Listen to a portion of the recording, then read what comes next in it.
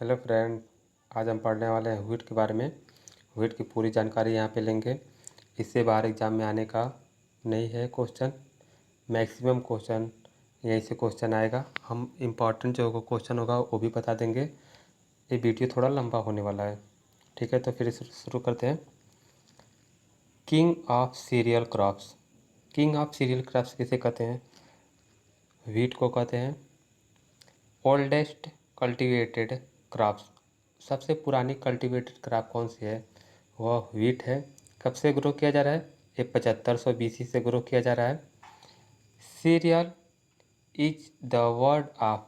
Serial जो word है ये कहाँ से लिया गया है? ये रोमन वर्ड से लिया गया है। क्लासिफिकेशन ऑफ व्हीट, कभी कभी पूछ लेता है एग्जाम में classification of wheat.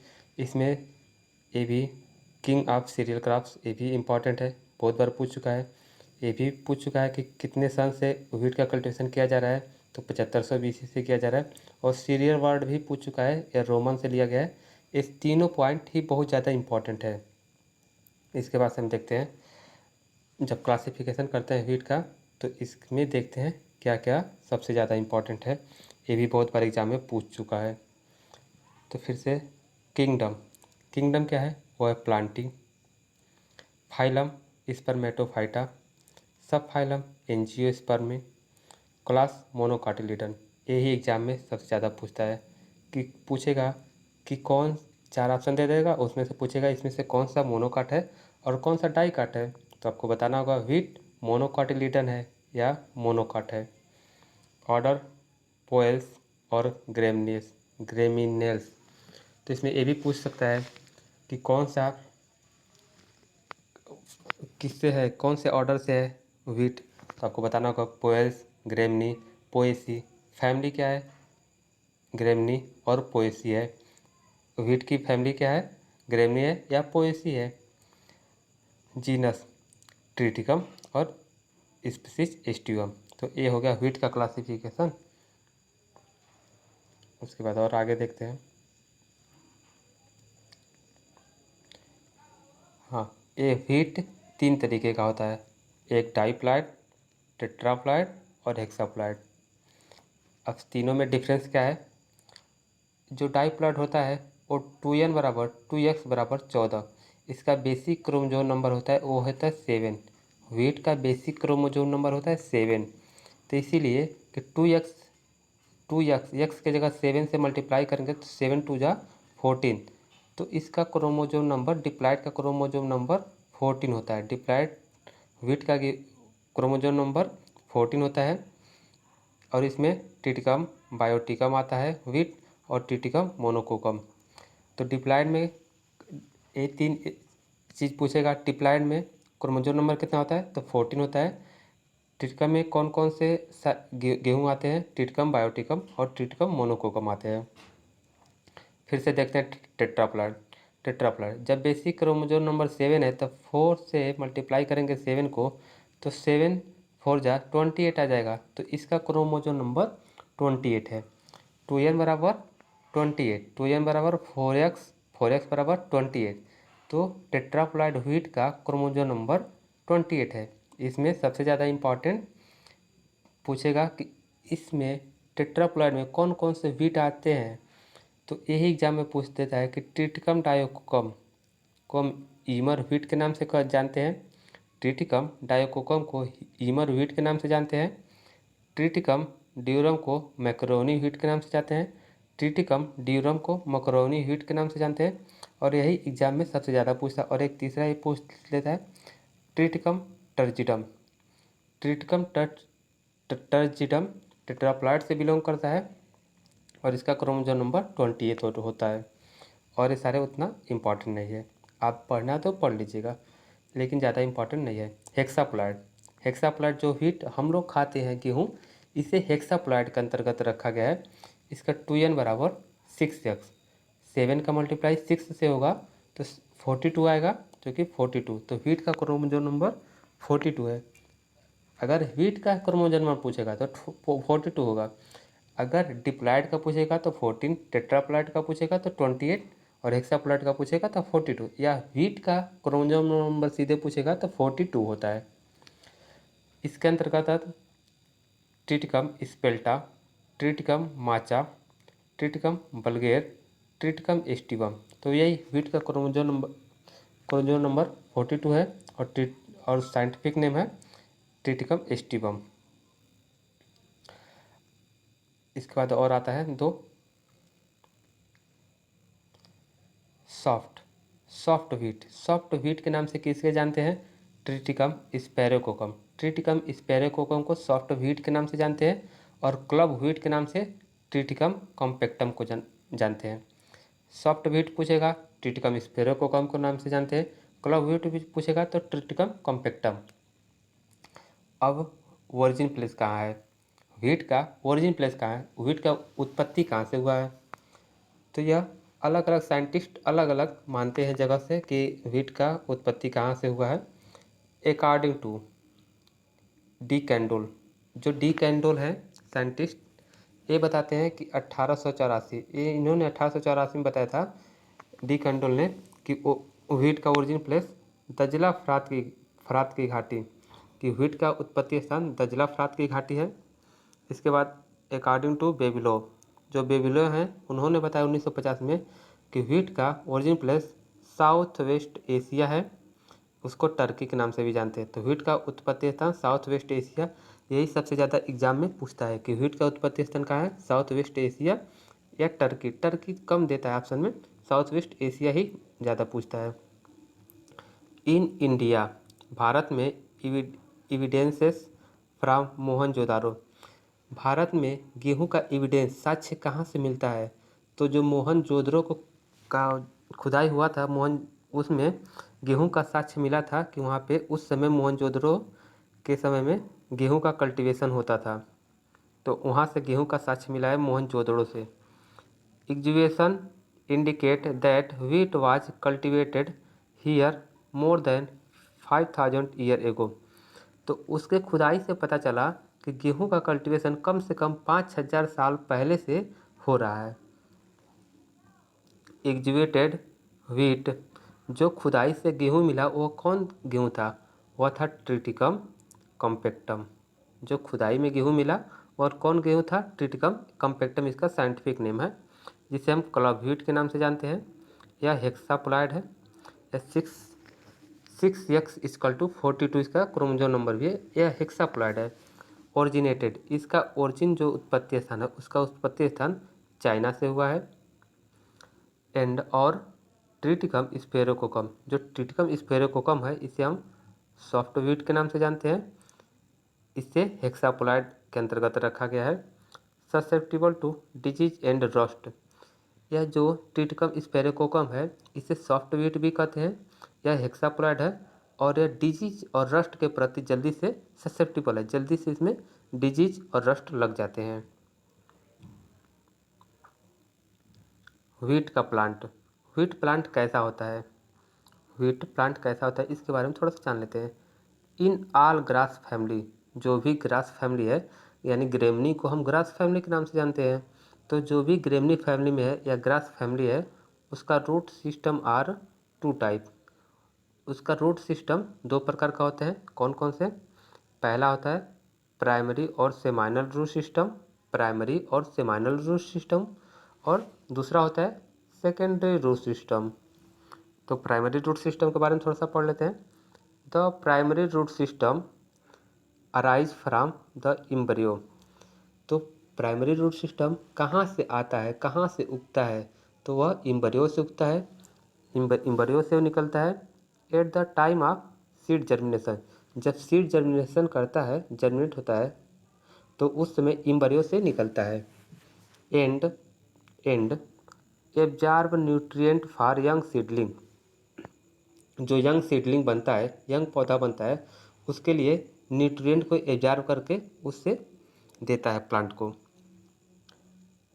When plant growth progress, और जब न्यूट्रिएंट पाता है प्लांट तो प्लांट और ग्रोथ करता है और बढ़ता है।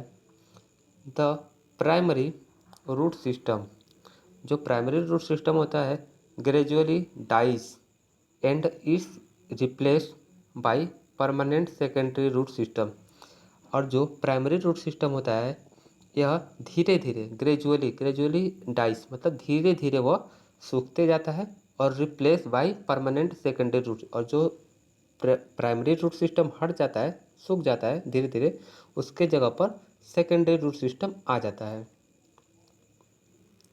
ये थोड़ा सा इम्पोर्टेंट था इसमें ये इम्पोर्टेंट था कि प्राइमरी रूट सिस्टम जो है एम्ब्रियो से निकलता है और यह प्लांट को न्यूट्रिएंट सपोर्ट करता है। सबसे पहले ग्रोथ प्रोग्रेस इसी से होता है।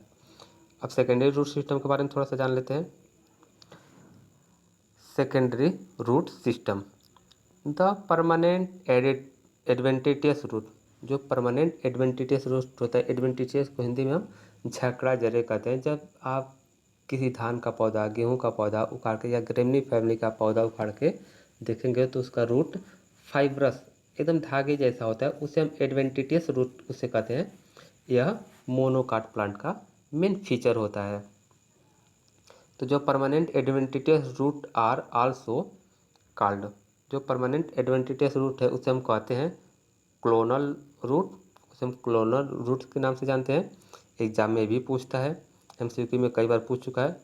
Arise at a point above the primary root system, जो यह प्राइमरी रूट सिस्टम के बाद से उगता है उसके जगह पर आता है।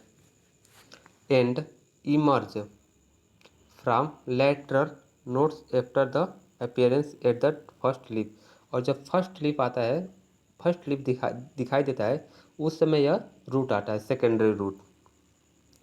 Most of the root are found to the top 30 centimetre soil layer shallow root, जो सॉइल होता है सॉइल के ऊपर से 30 सेंटीमीटर नीचे तक ही ज़्यादा रूट जाता है, इससे ज़्यादा रूट नीचे तक नहीं जाता है। यह व्हीट के केस में, और यह मोनोकाट भी है। तो इस तरीके का जो मोनोकाट होता है या व्हीट क्रॉप है, इसमें ज़मीन में 30 सेंटीमीटर तक ही रूट पेनिट्रेट कर पाता है, नीचे तक जा पाता है। एग्जाम में बहुत बार पूछ चुका है, यह सबसे ज़्यादा इम्पोर्टेंट है। Transitional zone between root and shoot, root और शूट के बीच का जो जोड़ वाला भाग होता है उसे हम क्या कहते हैं, उसे हम क्राउन के नाम से जानते हैं। Transitional zone between root and shoot is called crown. Root system 3 प्रकार का होता है, stem, leaf, inflorescence. Shoot system जो होता है वह 3 प्रकार का होता है, stem, leaf, inflorescence. Shoot system वो होता है कि जो ज़मीन से ऊपर का सारा पार्ट होता है, यहाँ पे ज़मीन हो गया या सॉइल हो गया, यहाँ सॉइल के ऊपर का जो भाग होता है ये सारे, इसे हम शूट सिस्टम कहते हैं। तो इसके बारे में थोड़ा सा और जान लेते हैं। तो व्हीट का स्टेम कैसा होता है, सबसे पहले स्टेम के बारे में जानते हैं। स्टेम कैसा होता है, तना कैसा होता है व्हीट का, erect, cylindrical and smooth nodes are solid. जो स्टेम होता है वो इरेक्ट में सीधा, सिलेंड्रिकल में इरेक्ट सिलेंड्रिकल, सीधा होता है और खोखला होता है, और स्मूथ में बहुत मुलायम होता है। नोड्स आर सॉलिड, जो नोड होता है नोड वो सॉलिड होता है, ठोस होता है। बट इंटर नोड, जो बीच वाला पार्ट होता है दो नोड के बीच में, इंटर नोड होता है वह hollow. Generally 6 node are found range 5 to 7। जो दो नोड के बीच का जगह होता है उसे हम इंटर नोड कहते हैं, और यह हॉलो होता है। और सामान्यतः एक प्लांट में 6 नोड होता है, इसका रेंज कम से कम 5 हो सकता है और मैक्सिमम 7 भी हो सकता है, यह वेरी करता है। तो आप किसी गेहूं का प्लांट उखाड़ के देखिएगा उसमें कितना इंटर नोड है, कितना नोड है। हम किसी दिन जब बोर्ड पर पढ़ाएंगे तो वहाँ पे हम पिक्चर बना के दिखा देंगे, अभी मैं पिक्चर बना के दिखा नहीं पा रहा हूँ। Length of the stem is determined of genetically. जो लेंथ ऑफ स्टेम है, जो स्टेम का लेंथ है, पौधे का लंबाई है, वह निर्भर करता है उसके जेनेटिकली करेक्टर पर। अगर वह बौना पौधा होगा तो छोटा होगा, अगर बौना पौधा नहीं होगा तो लंबा होगा। तो वह उसके जेनेटिक्स पर डिपेंड करता है कि वह सीड कैसा है, height dwarf plant 30 to 100 centimetre.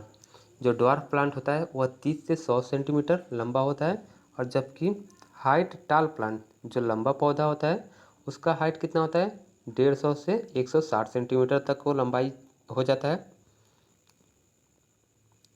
Height of the plant also influenced by environment and soil fertility. जो प्लांट का हाइट है वो प्रभावित होता है इन्वायरमेंट पर्यावरण और सॉइल फर्टिलिटी के द्वारा। अगर फर्टिलिटी अच्छा आपने दे दिया तो काफ़ी ज़्यादा बढ़ जाएगा, इन्वायरमेंटल कंडीशन अच्छा मिल गया तो भी अच्छा बढ़ जाएगा। अगर ये दोनों चीज़ नहीं मिलेंगे तो प्लांट हाइट छोटा रह जाएगा या नहीं हो पाएगा उतना जितना होना चाहिए। लीफ कैसा होता है? Each leaf has sheath and blade. प्रत्येक प्लांट के प्रत्येक पत्ती में शीथ होता है और ब्लेड होता है। जैसे कि यह प्लांट हो गया और यह पत्ती हो गया, तो यहाँ पे शीथ होता है, शीथ जो कि, और यहाँ पे जो पत्ती का दोनों साइड होता है, एक साइड इस पार हो गया और एक साइड इस पार हो गया, इसे ब्लेड के नाम से जानते हैं। और जो दोनों पत्ती यहाँ पे आके मिलता है इसे हम टिप के नाम से जानते हैं, इसे हम टिप के नाम से जानते हैं। तो यहाँ पे हो गया शीथ और यहाँ पे दो हो गया ब्लेड। ठीक है।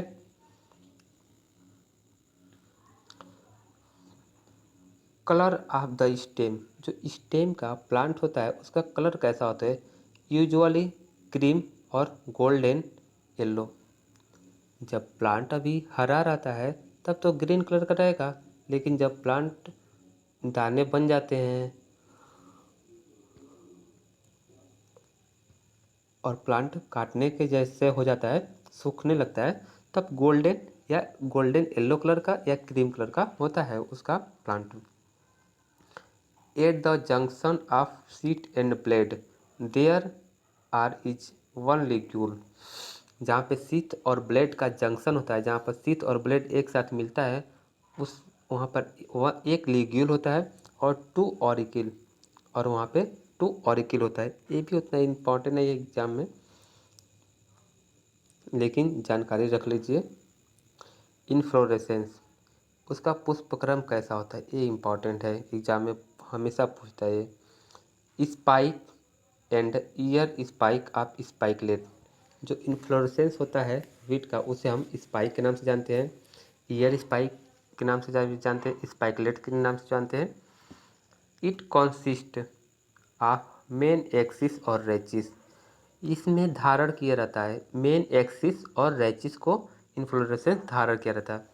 अब एक्सिस और रेचिस आप लोग नहीं थोड़ा समझ पा रहे, बता दे रहे हैं कि ऐसे इस तरीके से इसमें यहाँ पे सीड लगा रहता है।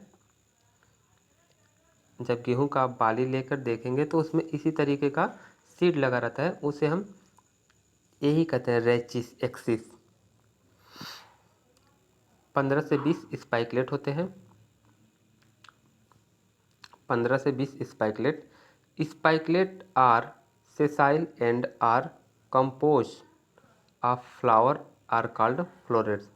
ये इम्पॉर्टेंट नहीं है इतना। Spikelet number of floret are very 1 to 5, ये भी उतना इम्पॉर्टेंट नहीं है। आउन is attach with the upper portion of lemma, ये भी उतना इम्पॉर्टेंट नहीं है। हाँ, ये इम्पॉर्टेंट है। टाइप ऑफ फ्रूट, जो व्हीट है उसका फ्रूट जो होता है उसके किस टाइप का होता है, उसे हम कैरियोप्सिस के नाम से जानते हैं, कैरियोप्सिस टाइप का होता है। और दाने को हम कहते हैं, क्या कहते हैं? करनाल। तो व्हीट के दाने को हम क्या कहते हैं? करनाल। और टाइप ऑफ फ्रूट कैसा होता है? Caryopsis. One side is convex, जो गेहूँ होता है एक साइड कॉन्वेक्स होता है, वाइल अदर इज फ्लैट, एक साइड कॉन्वेक्स होता है और दूसरे साइड फ्लैट होता है। एक तरफ थोड़ा उठा हुआ रहता है और एक तरफ पूरा चपटा होता है। 8 लॉन्गिट्यूडनस फरो बिटवीन 2 प्रोड्यूसिंग लोब्स, जो व्हीट का दाना होता है उसके बीच में फ्रो की तरह बना रहता है, उसमें एक लाइन की तरह बना रहता है, वही बस बता रहा है, और दोनों तरफ एक एक लोब्स होता है। Heat tip of grain may have two leaf of here called, ये कुछ गलती लिखा उतना। अवेलेबल प्रोटीन, जो गेहूं में प्रोटीन होता है वो कौन सा प्रोटीन होता है, वो होता है ग्लूटीन प्रोटीन। और ये बहुत बार एग्जाम में पूछा जा चुका है, आप इसे याद रखिएगा। Wheat grain consist of embryo, bran and endosperm. तो व्हीट का जो दाना होता है, गेहूं का दाना, उसमें क्या क्या होता है, उसमें एम्ब्रियो होता है, ब्रान होता है और इंडोस्पर्म होता है। अवेलेबल विटामिन, जो व्हीट का दाना होता है उसमें कौन कौन सा विटामिन होता है, vitamin B1, vitamin B2, vitamin B6 और विटामिन E होता है। Which is destroy at the time of grinding. गेहूं में B1, B2, B6 और विटामिन E होता है, जो कि जब गेहूं का पिसाई होता है, ग्राइंडिंग होता है, तो उस समय ये सारे नष्ट हो जाते हैं। जिस प्रकार राइस में हम बताए थे कि राइस का जब पॉलिशिंग होता है चावल का, तो उसमें विटामिन ए नष्ट हो जाता है, उसी तरह से इसमें गेहूं के किस्म में vitamin B1, vitamin B2, vitamin C6, vitamin E, ये सारे नष्ट हो जाते हैं। गेहूं का टेस्ट वेट कितना होता है, टेस्ट वेट मतलब होता है कि गेहूं का 1000 दाना आपने लिया और उसको आपने वजन किया, तो कितना ग्राम का रहेगा, 40 ग्राम का। अगर अच्छा दाना रहेगा तो 40 ग्राम का हो जाएगा, अगर अच्छा दाना नहीं रहेगा, पतला रहेगा, तो 40 ग्राम से कम भी हो सकता है। लेकिन अच्छे दाना का यहाँ पे बात किया गया है, तो टेस्ट वेट 1000 दानों का होता है और वह 1000 दाना उससे हम वेट करेंगे तो टेस्ट ग्राम पता चल जाएगा। तो गेहूं का टेस्ट ग्राम कितना होता है, 40 ग्राम। न्यूट्रिटिव वैल्यू, गेहूं का न्यूट्रिटिव वैल्यू क्या होता है, गेहूं में कौन कौन सा अमाउंट में न्यूट्रिएंट होता है उसे हम जानते हैं।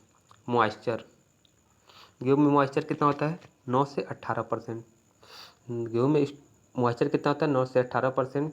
लेकिन जब स्टोरेज करते हैं तो उस समय गेहूं में मॉइस्चर कितना रखते हैं, वो रखते हैं 12%। यही एग्जाम में ज़्यादातर पूछता है। तो गेहूं का जब स्टोरेज करते हैं उसमें मॉइस्चर कितना होना चाहिए, 12%।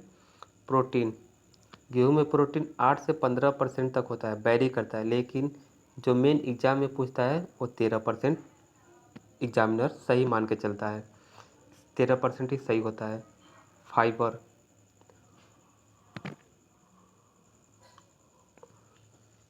फाइबर कितना होता है, 2 से 2.5% फाइबर की मात्रा होता है। फैट कितना होता है गेहूं में, 1.5 से 2% होता है। मिनरल्स, मिनरल्स कितना होता है, 1.5 से 2% मिनरल्स भी होता है। और कार्बोहाइड्रेट, यही एग्जाम में कार्बोहाइड्रेट, प्रोटीन और मॉइस्चर ही पूछता है। तो कार्बोहाइड्रेट की मात्रा कितना होता है, 60 से 68%। कार्बोहाइड्रेट कितना, 60 से 68%। स्टार्च, ये भी 60 से 68% होता है। ठीक है। In between lemma and Pellia, lemma और पैलिया के बीच में 3 स्टामेन और सिंगल ओवरी पाया जाता है। लेमा और पैलिया के बीच में 3 स्टामेन और सिंगल ओवरी पाया जाता है, एक ओवरी पाया जाता है। व्हीट क्रॉप लगाते हैं तो उसके लिए हमारे पास क्लाइमेट कैसा होना चाहिए, उसके लिए टेम्परेचर कैसा होना चाहिए। मेनली कूल सीजन क्रॉप, जो व्हीट है वह कूल सीजन का क्रॉप है, ठंडी के मौसम का क्रॉप है। Cultivated at a height of sea level, 3500 metre. जो सी का लेवल है समुद्र तल से, उसकी ऊंचाई होना चाहिए वो 3500 मीटर होना चाहिए, 3500 मीटर ऊंचाई होना चाहिए जहाँ पे हम कल्टीवेशन कर रहे हैं। एक एग्जाम में उतना नहीं पूछता है, मैंने ये पूछेगा सबसे ज़्यादा कि किस सीजन का क्रॉप है व्हीट, तो कूल सीजन का क्रॉप है।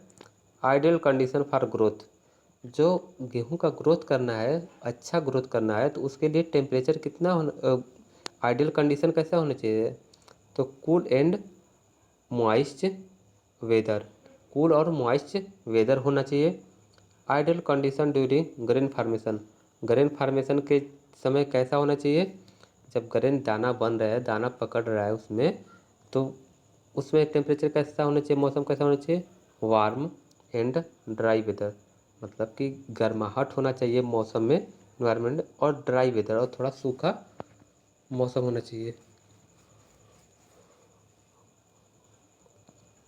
Heat production largely influence by temperature.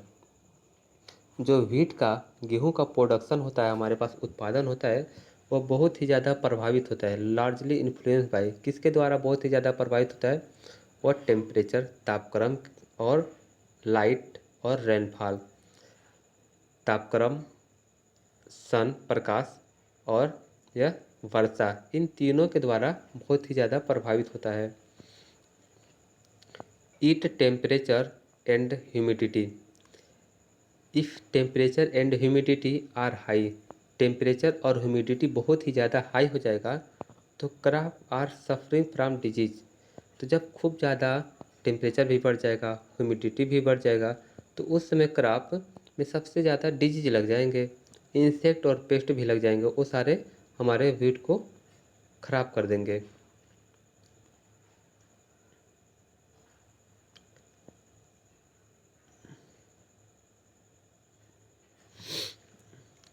Wheat is grown over a wide range of 60 degree north और 60 डिग्री साउथ।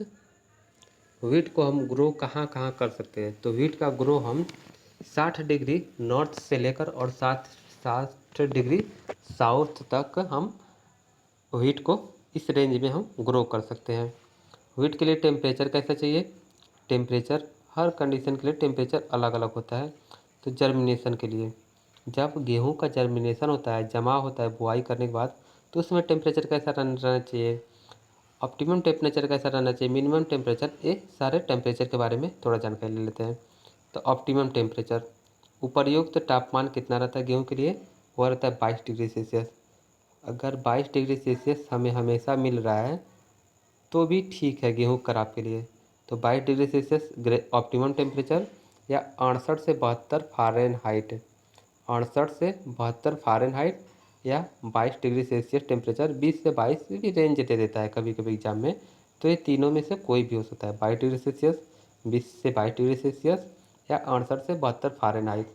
ये फ़ारेनहाइट वाला जल्दी पूछता नहीं है, कभी पूछ देगा तो फिर वहाँ चेंज करना पड़ेगा, आपको थोड़ा सा टाइम लग सकता है चेंज करने में, लेकिन याद रहेगा तो आप सीधे मार के और अपना टाइम बचा के और सारे क्वेश्चन कर लेंगे।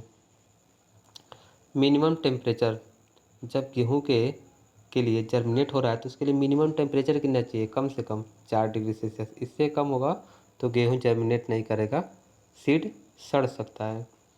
मैक्सिमम टेम्परेचर, गेहूं क्रॉप के लिए मैक्सिमम टेम्परेचर कितना हो जाना चाहिए, 35 degree Celsius.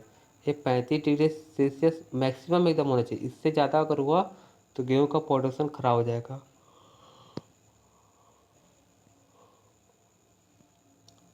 Germination generally takes about 5 to 7 days depending upon temperature.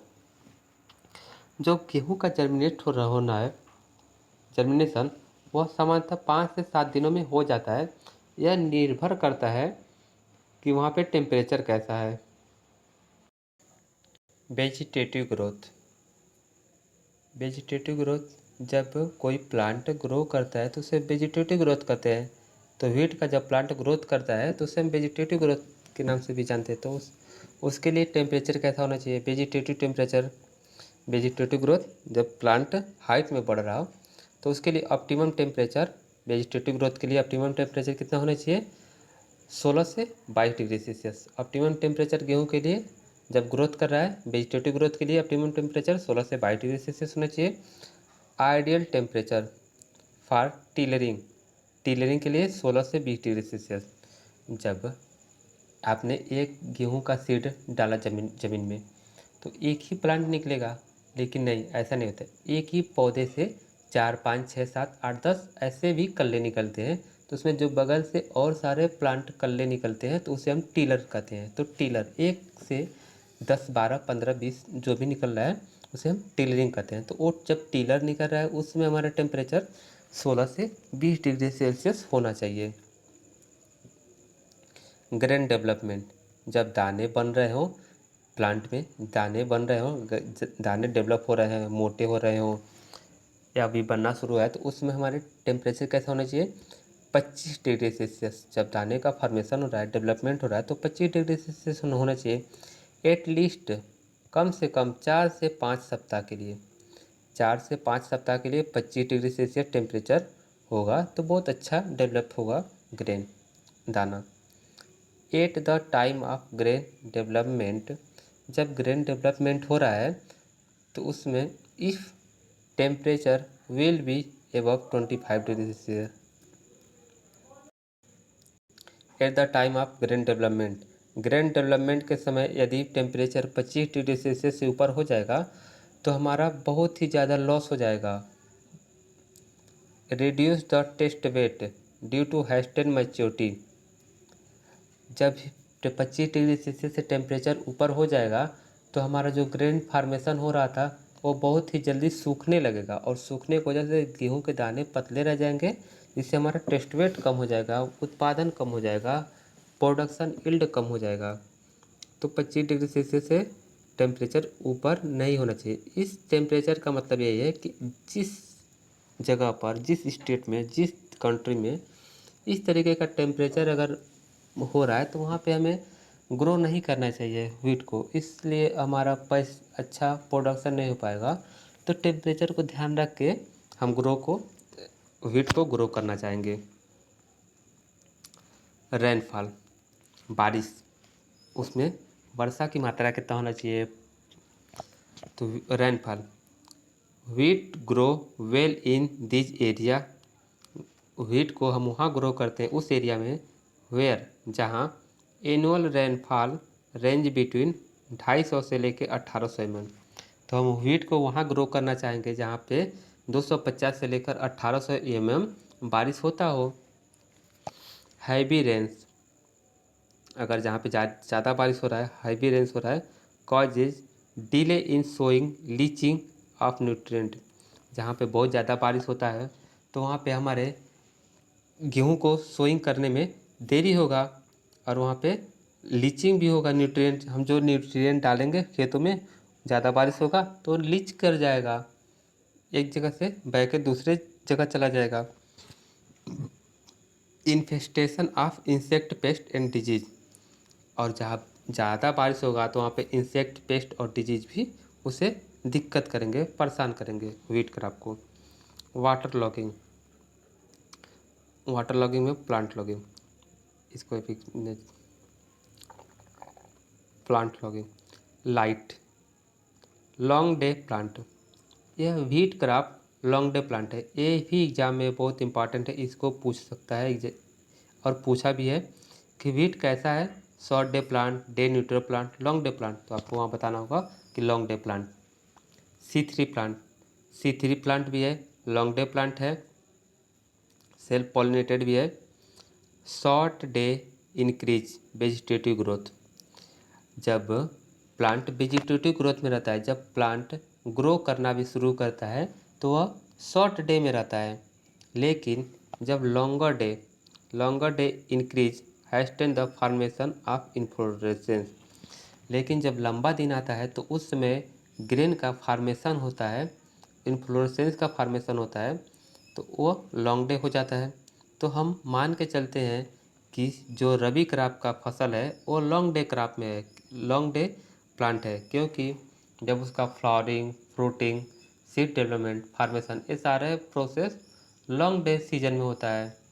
दिन का जो धूप निकलने का है वो 12 घंटे से अधिक रहता है, तो उसे लॉन्ग डे क्रॉप कहते हैं। तो आपका जब सीड फार्मेशन होता है व्हीट का तो 12 घंटे दिन निकल रहा रहता है, तो इसलिए हम इसे लॉन्ग डे प्लांट में रखते हैं व्हीट को। लैंड प्रिपरेशन, जब हमें गेहूँ बोना है तो उसके हम खेत का प्रिपरेशन कैसे करेंगे, तैयारी कैसे करेंगे।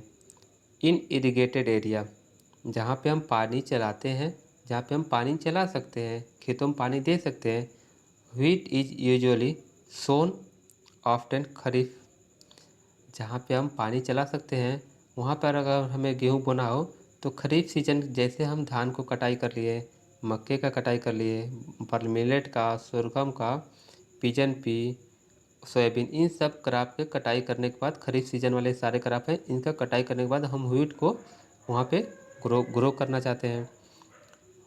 Wheat sowing field is ploughed once और twice with disc plough.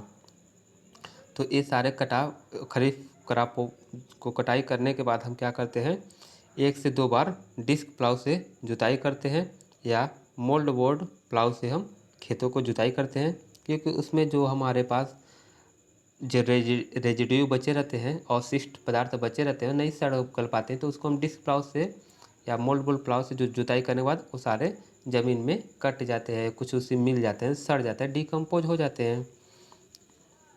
And is followed 2 to 3 harrowing, और 2 से 3 बार उसे हम हल से जुताई करते हैं। And planking more weeds than more ploughing, अधिक अधिक घास रहता है खेत में, अधिक ग्रासेस रहता है, वीड रहता है, तो कई बार जुताई कर देते हैं जिससे वीड खत्म हो जाए, और उसके बाद से प्लैंकिंग मीन्स पाटा लगा देते हैं, खेत को समतल कर देते हैं, ये होता है। अब वेजिटेटिव ग्रोथ क्या होता है, ये तो बता चुके हैं ना, सॉरी, ये एक बार और PDF लग गया है, ये हम बता चुके हैं पहले।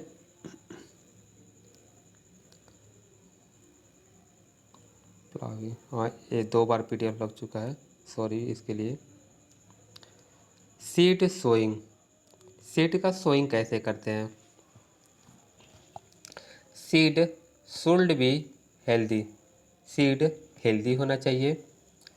एरिया वाइज सूटेबल वैरायटी, जैसा एरिया हो उसके हिसाब से हम उसका तो हमारे पास जैसा एरिया रहता है, जिस तरह का एरिया रहता है, उस तरह का हमें वहाँ के लिए सूटेबल वैरायटी को हमें ग्रो करना चाहिए, सूटेबल वैरायटी हमें ग्रो करना चाहिए। Free from weed and disease, जो हम सीड यूज कर रहे हैं वह हेल्दी होना चाहिए, उस जगह के लिए, पर्टिकुलर जगह के लिए हमारा सूटेबल वैरायटी भी होना चाहिए, और वीड और डिजीज भी से फ्री होना चाहिए, उस सीड में डिजीज और घास का जो बीड हो वो भी नहीं होना चाहिए। Seed seed should be treated, seed का हम ट्रीटमेंट करते हैं, उपचार करते हैं, विथ थीरम 2.5 ग्राम पर केजी सीड, 2.5 ग्राम पर केजी सीड लेते हैं, 1 केजी सीड है तो हम 2.5 ग्राम थीरम को लेते हैं और उसके साथ मिक्स कर देते हैं, तो हमारा सीड ट्रीटमेंट हो जाता है। तो जितना हमारा सीड रहेगा उसका 2.5 से मल्टीप्लाई करके ग्राम, और हम थीरम दवा को लेकर उसके साथ मिला देते हैं, जिससे हमारा सीड का ट्रीटमेंट हो जाता है। कोई डिजीज इन्फेक्शन होता है तो सुधार हो जाता है। इन हिली एरिया, जहाँ पहाड़ी एरिया है, तो सीड शुड बी ट्रीटेड, पहाड़ी एरिया जो होता है वहाँ पर हम सीड को ट्रीटमेंट किससे के साथ करते हैं, तो वहाँ के लिए पहाड़ी एरिया वाले जो सीड होते हैं उसको हम वीटावैक्स और एग्रोसान जीएन के साथ हम सीड को ट्रीटमेंट करते हैं।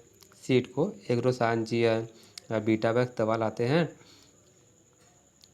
और 2.5 ग्राम पर केजी सीड के हिसाब से हम सीड में मिक्स कर देते हैं, तो सीड ट्रीटेड हो जाता है। हाँ सोइंग, सोइंग टाइम क्या है, ये ज़्यादा पूछता है एग्जाम में।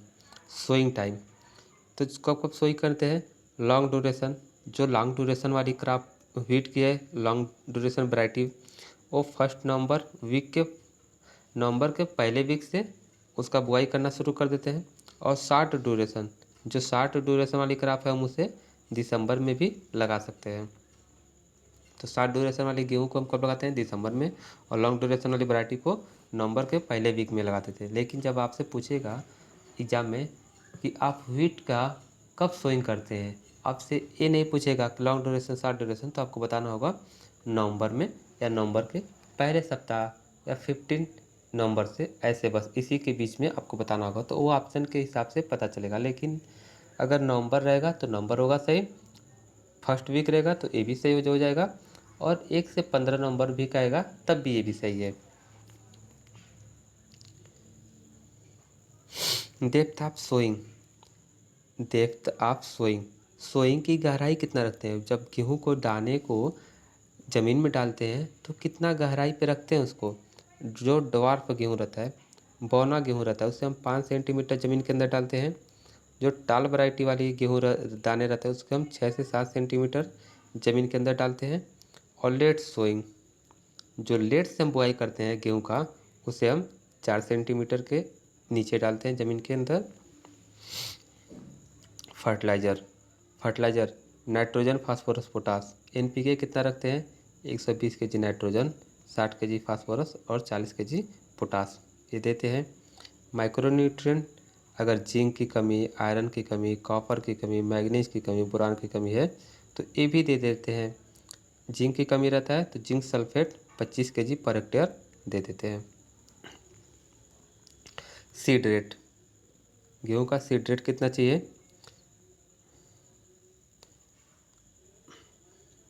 सीड रेट जो होता है ये डिपेंड करता है कि किस तरीके से बुआई किया जा रहा है, उतना सीड तब लगता है। तो सीड का साइज, अब सीड का कोई साइज़ छोटा हो, गेहूँ पतला हो तो वहाँ पे सीड ज़्यादा भी लग सकता है। अगर गेहूँ का दाना मोटा है, अच्छा है, हेल्दी है तो वहाँ पे सीड थोड़ा कम भी रहेगा तब भी काम चल जाएगा। तो सीड साइज़ पे भी डिपेंड करता है कि सीड हमें कितना लेना है। टिलरिंग एबिलिटी, कोई वैरायटी है और उसमें से एक ही सीड से 15-20 कल्ले निकल जा रहा है, 15-20 टीलर निकल जा रहा है तो उसको हम सीड कम भी दे देते हैं उस फील्ड में, तो अब भी हमारा काम चल जाता है। और नहीं, जो कोई सीड उतना अच्छा नहीं है, वो कम टीलर वाले होंगे तो उसमें हमें ज़्यादा सीड देना पड़ जाएगा। तो टिलरिंग एबिलिटी के ऊपर भी सीड डिपेंड करता है कितना हम देंगे। जर्मिनेशन परसेंटेज, अब कोई आप पुराने गेहूँ लगा रहे हैं, घर का गेहूँ लगा रहे हैं तो उसमें जर्मिनेशन परसेंटेज उतना अच्छा नहीं होगा तो वो ज़्यादा सीड डालना पड़ सकता है। अगर मार्केट से खरीद के ला रहे हैं, एकदम अच्छा सीड खरीद के ला रहे हैं तो उसका जर्मिनेशन परसेंटेज अच्छा होगा तो उसे हम कम सीड भी डाल सकते हैं खेतों में। टाइम ऑफ सोइंग, अगर हम पहले सोइंग कर रहे हैं, टाइम से सोइंग कर रहे हैं, नवंबर महीने में सोइंग कर रहे हैं तो हमें सीड एक ठीक ठाक डालना पड़ेगा जितना हमें चाहिए उतना। और नहीं तो लेट से सोइंग करेंगे तो उसमें हमें सीड ज़्यादा डालना पड़ेगा, क्योंकि उस समय पौधे ज़्यादा विकास नहीं कर पाएंगे तो ज़्यादा सीड रहेगा तो ज़्यादा ग्रो करके, ज़्यादा विकास करके वो ज़्यादा उत्पादन, ठीक ठाक उत्पादन दे देगा। तो टाइम ऑफ सोइंग भी डिपेंड करता है। Moisture content in soil, soil में अगर मॉइस्चर का भी कमी है तब भी ज़्यादा सीड देना पड़ सकता है। ज़्यादा मॉइस्चर है, सीड सड़ने का डर है तब भी ज़्यादा हमें देना पड़ता है। लेकिन एक अच्छा, ज़्यादा ना तो मॉइस्चर हो ना तो ज़्यादा सूखा हो तो उस समय हम एक एवरेज सीड डाल देते हैं खेतों में। मेथड ऑफ सोइंग, सबसे इम्पॉर्टेंट यही है कि मेथड ऑफ सोइंग किस तरीके से हम गेहूं का सोइंग कर रहे हैं उस पर हम डिपेंड करता है कि हमारा सीड कितना लगेगा। Seed rate, seed rate under normal condition, simple तरीके से जब गेहूँ को बोते हैं तो उस समय हमारे पास सीड कितना लगना चाहिए 1 हेक्टेयर में, तो हमें उस समय 1 हेक्टेयर खेत के लिए 100 से 125 किलोग्राम सीड पर हेक्टेयर लगना चाहिए। डिबलिंग मेथड में 25 से 30 केजी सीड लगता है। एग्जाम में एकदम पूछता है, यही इंपॉर्टेंट सारा चीज़ है। डिबलिंग मेथड में कितना सीड लगता है? 25 से 30 केजी। ब्रॉडकास्टिंग, जब छिड़क के हाथ से छिड़काव करते हैं दानों का तो 1 हेक्टेयर खेत के बुआई के लिए 150 केजी सीड लग जाता है। By seed drill, seed drill से बुआई करते हैं तब कितना लगता है? 80 से 100 केजी। सीड ड्रिल एक यंत्र है, उसके द्वारा जब हम सोइंग करते हैं तो 80 से 100 केजी पर हेक्टेयर हमारा सीड लग जाता है। सोई विथ प्लाऊ, जब हम प्लाऊ हल के साथ बुआई करते हैं तो 90 से 100 केजी पर हेक्टेयर सीड लग जाता है। लेट सोन वैरायटी, जब लेट से देर से किसी वैरायटी को सोई करते हैं तो 25 से 100 से 125 केजी सीड लग जाता है।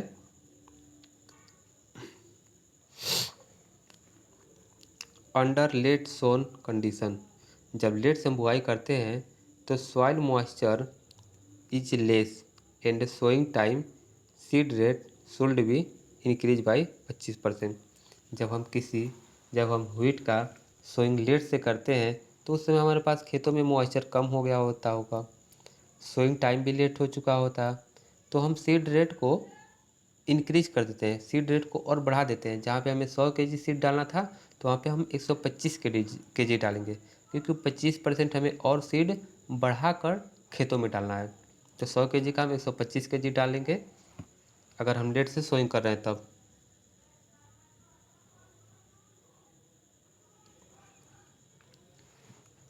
वेजिटेटिव स्टेज, वेजिटेटिव स्टेज क्या होता है? जब हमारा प्लांट ग्रो कर रहा है, डेवलप कर रहा है, तो उसे हम वेजिटेटिव स्टेज कहते हैं। तो जर्मिनेशन, जर्मिनेशन भी आता है वेजिटेटिव स्टेज के अंतर्गत। जर्मिनेशन स्टेज आता है जो कि 5-7 दिन से लेकर 20 दिन तक होता है।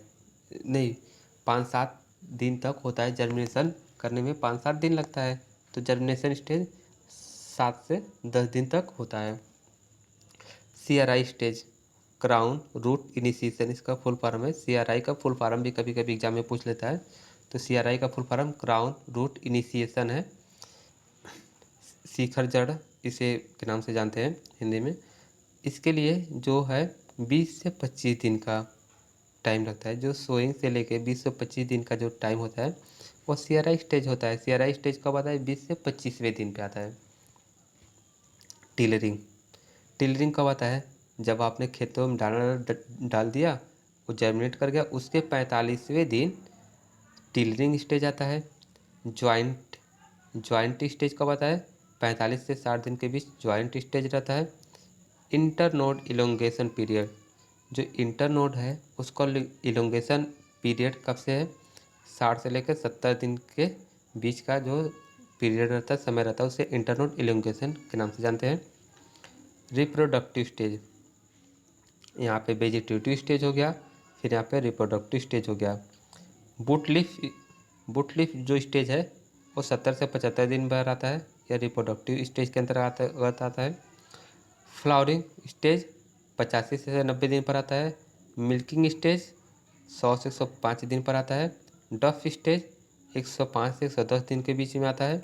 और मैच्योरिटी स्टेज 115 से 120वें दिन तक के बीच का समय रहता है, जो मैच्योरिटी स्टेज रहता है। Spacing, spacing space depend upon, space depend करता है, निर्भर करता है किस पे? वैरायटी पे, वैरायटी पे। टाइम ऑफ सोइंग, कब हम सोइंग कर रहे हैं। इरिगेशन कितना दे सकते हैं, इरिगेशन पे भी डिपेंड करता है। टिलरिंग पे डिपेंड करता है। इरिगेटेड हीट स्पेसिंग, जो हाँ जहाँ पर हम पानी चला सकते हैं, जहाँ पर इरिगेशन कर सकते हैं, वहाँ पे स्पेसिंग कैसा रखते हैं? 22.5 सेंटीमीटर बिटवीन रो टू रो, रो से रो के बीच में 22.5 सेंटीमीटर दूरी रख सकते हैं। ये एग्जाम में बहुत बार पूछा है, तो आप याद रखिएगा। 22.5 सेंटीमीटर रो से रो के बीच की दूरी वीट का 22.5 सेंटीमीटर रखते हैं। और 8 से 10 centimetre between plant to plant, और पौधे से पौधे के बीच की दूरी 8 से 10 सेंटीमीटर रखते हैं। तो R इंटू जब P पूछेगा तो आपको बताना होगा कि 22.5 गुणे 8 से 10 सेंटीमीटर, तो आपको ये बताना होगा। रेन फेड व्हीट स्पेसिंग, जहाँ पे बहुत ही ज़्यादा बारिश होता है उसके लिए हम क्या करते हैं? Closer spacing, closer spacing that is 15 से 18 centimetre between row and very close between plant. जहाँ पे हम वर्षा पे आधारित हम खेती करते हैं, वहाँ पे हम क्लोज स्पेसिंग रखते हैं, थोड़ा पास पास में रखते हैं। वो रखते हैं 15 से 18 सेंटीमीटर डिस्टेंस रखते हैं। और यह वेरी क्लोज, प्लांट से प्लांट के बीच में जगह रखते हैं। Due to narrow spacing plant density high generally help in the suppression of weed. अगर डेंसिटी हाई रखते हैं, अगर सीड और एक सीड से दूसरे सीड के बीच में ज़्यादा डिस्टेंस रहेगा, तो वहाँ पे घास ज़्यादा आएगा। तो घास ज़्यादा फैलेगा तो हमारा यील्ड कम कर देगा, हमारा न्यूट्रिएंट सारा घास ले लेगा, तो उससे हमारे पास उत्पादन कम हो जाएगा। मेथड ऑफ सोइंग, किस किस तरीके से हम सोइंग कर सकते हैं गेहूं का। ब्रॉडकास्टिंग करके, हाथों से छिड़क कर जो करते हैं, हाथों से छिड़कते हैं जो गेहूं के दाने या किसी भी चीज़, कोई भी सीड का दाना गेहूँ, किसी भी चीज़, किसी भी सीड खेतों में छिड़कते हैं जब हाथ से, तो उसे हम ब्रॉडकास्टिंग मेथड कहते हैं। तो जब गेहूं को हम छिड़कते हैं खेत में तो ब्रॉडकास्टिंग मेथड से भी कर सकते हैं गेहूं का बुआई। जीरो और नो टीलेज सोइंग से भी कर सकते हैं, जैसे कि राइस हार्वेस्ट करके और व्हीट को लगा देते हैं, जीरो हो गया। फिर से बिहाइंड द प्लाऊ, प्लाऊ के पीछे भी बुआई कर देते हैं। व्हेन मॉइस्चर इज हाई, जब मॉइस्चर बहुत ज़्यादा अधिक होता है और प्लाऊ के पीछे उस समय बुआई करते हैं तो उसे केरा मेथड कहते हैं। ये भी एग्जाम में पूछता है, केरा मेथड में क्या होता है, मॉइस्चर अधिक होता है, आपको बताना होगा। लो मॉइस्चर कंडीशन, जब लो मॉइस्चर कंडीशन होता है तो उसे हम पोरा मेथड कहते हैं। केरा मेथड, केरा मेथड के बारे में थोड़ा सा जान लेते हैं क्योंकि इंपॉर्टेंट कई बार एग्जाम में पूछेगा, इसलिए थोड़ा सा इसके बारे में और जान लेते हैं। When seed is dropped in furrow, जब हम प्लाऊ से बुआई कर रहे हैं और उसमें हम फरो के पीछे सीड को ड्रॉप कर रहे हैं, सीड को गिरा रहे हैं हाथों के द्वारा, इट इज कॉल्ड केरा मेथड। हाथों के द्वारा जब सीड को हम डालते हैं फरो में, फ्रो के पीछे, प्लाऊ के पीछे, तो उसे हम केरा मेथड कहते हैं। केरा मेथड में मॉइस्चर अधिक होता है। Pora method, when seed is dropped through pora, किसी पोरा या नाई, कोई पतली सी ऐसे बना हुआ है और इसमें हम सीड को यहाँ से गिरा रहे हैं और फिर यह सीड ज़मीन में जाके यहाँ पे ड्रॉप हो जा रहा है, तो इसे हम पोरा मेथड करते हैं। तो इसे हम पोरा या नाई मेथड करते हैं। इसमें special attachment with local plough, it is called pora method. जो लोकल प्लाव हमारे पास होता है, उस लोकल प्लाव में एक नाई लगा रहता है, एक पोरा लगा रहता है, या इस तरह से एक पाइप के जैसा इंस्ट्रूमेंट लगा रहता है जिसमें हम सीड को डालते हैं और वो सीड सीधे ज़मीन में ड्रॉप होता है, सीधे ज़मीन में गिरता है। तो इस तरह के मेथड को हम पोरा मेथड कहते हैं। अब ये भी पूछ सकता है पोरा और नाई मेथड किस क्रॉप में यूज होता है, तो आपको बताना होगा व्हीट में यूज होता है। ड्रिलिंग मेथड, ड्रिलिंग मेथड क्या होता है, by the machine, drilling method machine के द्वारा किया जाता है। सीड ड्रिल और फर्टिलाइजर कम फर्टिलाइजर, जब केवल सीड को ज़मीन में डालते हैं तो सीड ड्रिल के द्वारा हो जाता है। और सीड ड्रिल में क्या होता है, सीड ड्रिल और फर्टिलाइजर कम फर्टिलाइजर, इसमें क्या होता है कि और फर्टिलाइजर सीड और फर्टिलाइजर को एक साथ रखते हैं अलग अलग, एक ए बॉक्स हो गया, एक ए बॉक्स हो गया, एक बॉक्स में हमने सीड डाल दिया, एक बॉक्स में हमने फर्टिलाइजर डाल दिया, और दोनों में एक एक ऐसे पाइप लगा रहता है और दोनों आके एक फ्लो में ऐसे गिरते जाता है, ड्रॉप होते जाता है और मशीन आगे चलता जाता है, उसको ढकते भी जाता है साथ में। तो जैसे सीड कंफर्टेड ड्रिल मेथड में सीड और फर्टिलाइजर अलग अलग बॉक्स में होता है लेकिन दोनों एक ही साथ गिरता है और बुआई होते चला जाता है।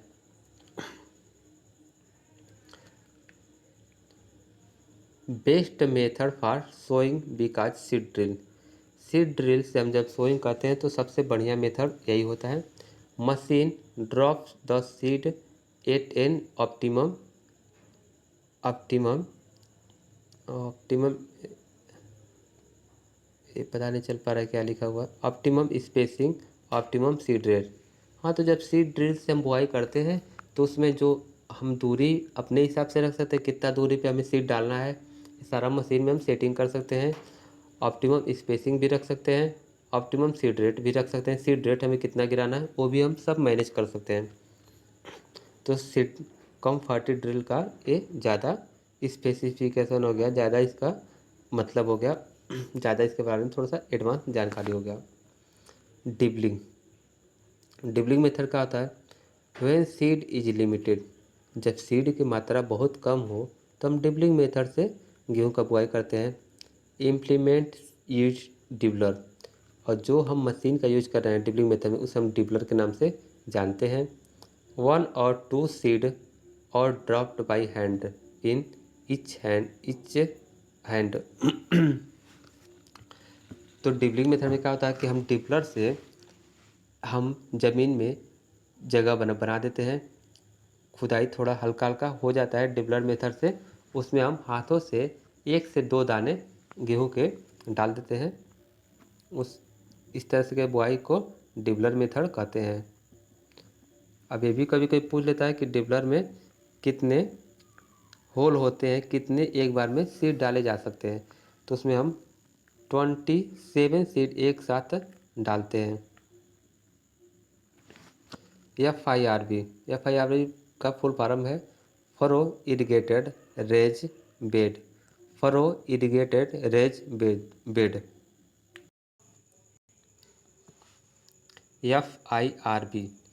FIRB का फुल फॉर्म है फरो इरिगेटेड रेज बेड।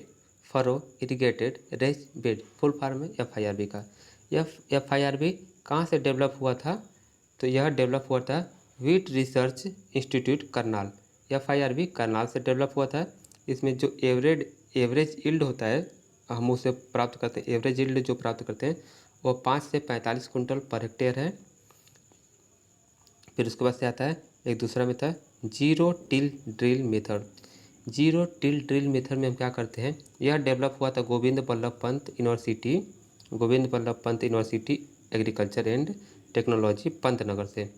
तो गोविंद बल्लभ पंत यूनिवर्सिटी और पंजाब यूनिवर्सिटी ने मिलकर जीरो टिल ड्रिल्स को बनाया था, डेवलप किया था।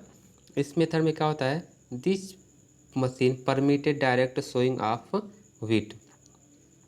Zero till drills method machine से हम सीधे हम व्हीट को हम सीड को हम ज़मीन में ग्रो कर सकते हैं। Immediately after rice harvest without primary tillage. जैसे हम राइस का कटाई कर देते हैं, फिर उसके बाद से बिना जुताई किए, एक भी बार जुताई नहीं करेंगे और तुरंत हम डायरेक्टली गेहूं का सीड सोइंग कर देते हैं।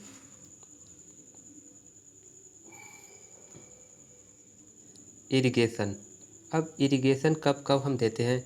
Irrigation critical stage of wheat crop. Wheat crop में क्रिटिकल स्टेज क्या है व्हीट का पानी देने का। अगर इस स्टेज पर पानी हम नहीं देते हैं, क्रिटिकल स्टेज इसे बोलते हैं जिस स्टेज पे हमें क्रॉप को सबसे ज़्यादा आवश्यकता होता है पानी देने की। अगर इस स्टेज पर हम क्रॉप को पानी नहीं देंगे तो हमारा क्रॉप फेल्योर हो सकता है, प्रोडक्शन कम कर सकता है। फेल्योर नहीं होगा, प्रोडक्शन कम कर सकता है, तो इसे हम क्रिटिकल स्टेज बोलते हैं। तो इस पर हम गेहूँ में 6 इरिगेशन दे सकते हैं। गेहूँ में 6 इरिगेशन हम दे सकते हैं अगर हमारे पास अवेलेबल है तो।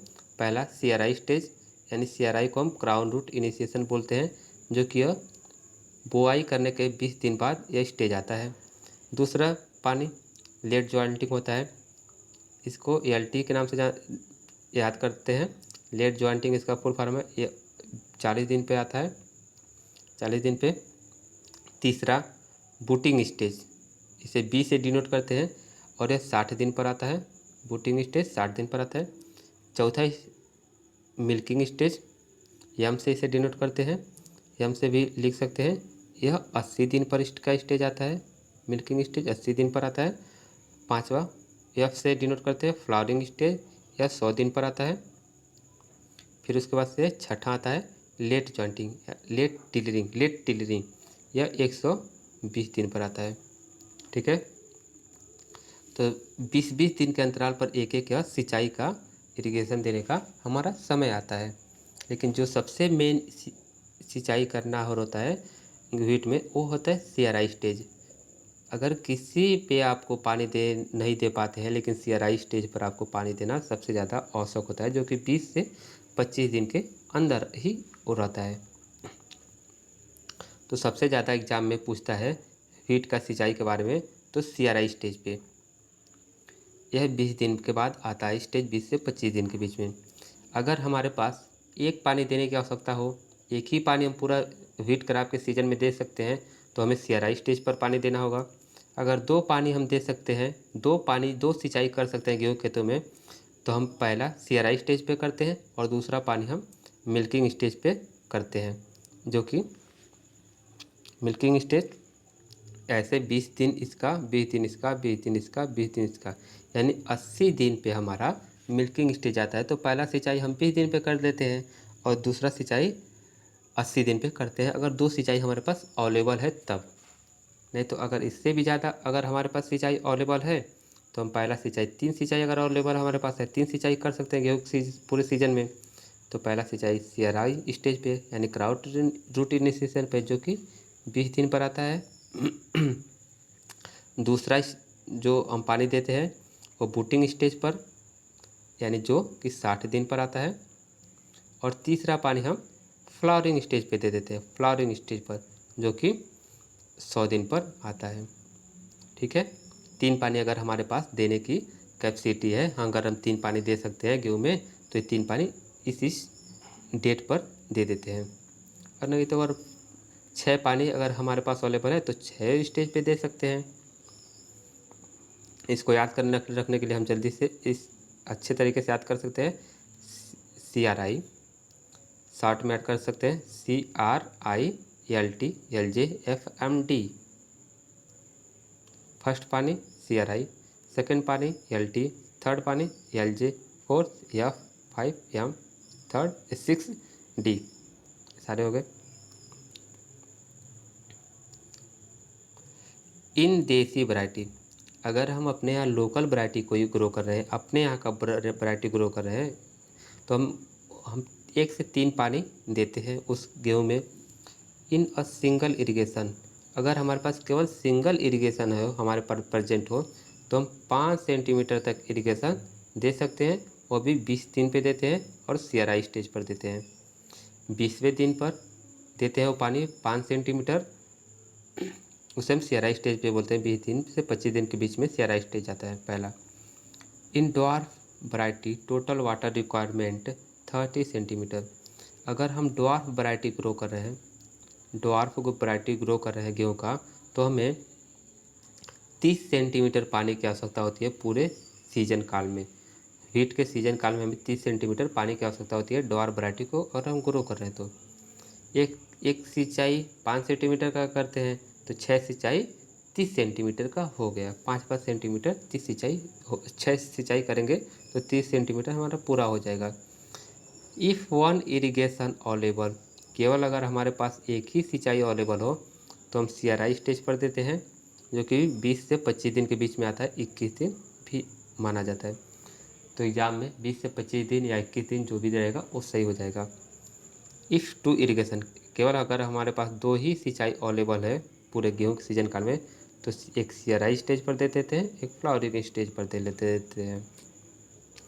3 इरिगेशन, जब हमारे पास 3 इरिगेशन उपलब्ध है तो एक CRI पे दे देते हैं, एक लेट ज्वाइंटिंग पे दे देते हैं और एक मिल्किंग स्टेज पर। 3 स्टेज हो गया।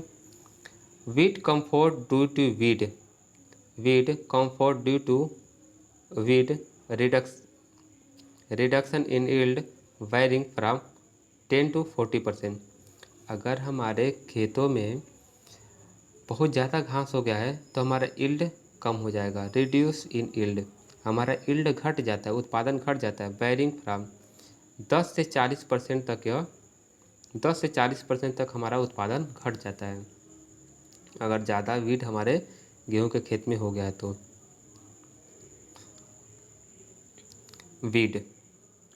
वीड को हम कैसे रोकथाम कर सकते हैं, वीड का हम कब कब कौन कौन सा दवा देते हैं इसके बारे में थोड़ा सा जान लेते हैं। वीड घास खरपतवार 30 से 40 स्टेज, DAS का मतलब होता है डेज आफ्टर सोइंग, बुआई करने के गेहूं का बुआई करने के 30 से 40 दिन बाद are highly critical from crop weed competition, जो क्रॉप का जो खरपतवार है हमारे वो सबसे ज़्यादा वीड कंपटीशन करते हैं 30 से 40 दिन के बीच में। जो बुआई करने के 30 से 40 दिन होता है तभी सबसे ज़्यादा यह कंपटीशन करते हैं खरपतवार।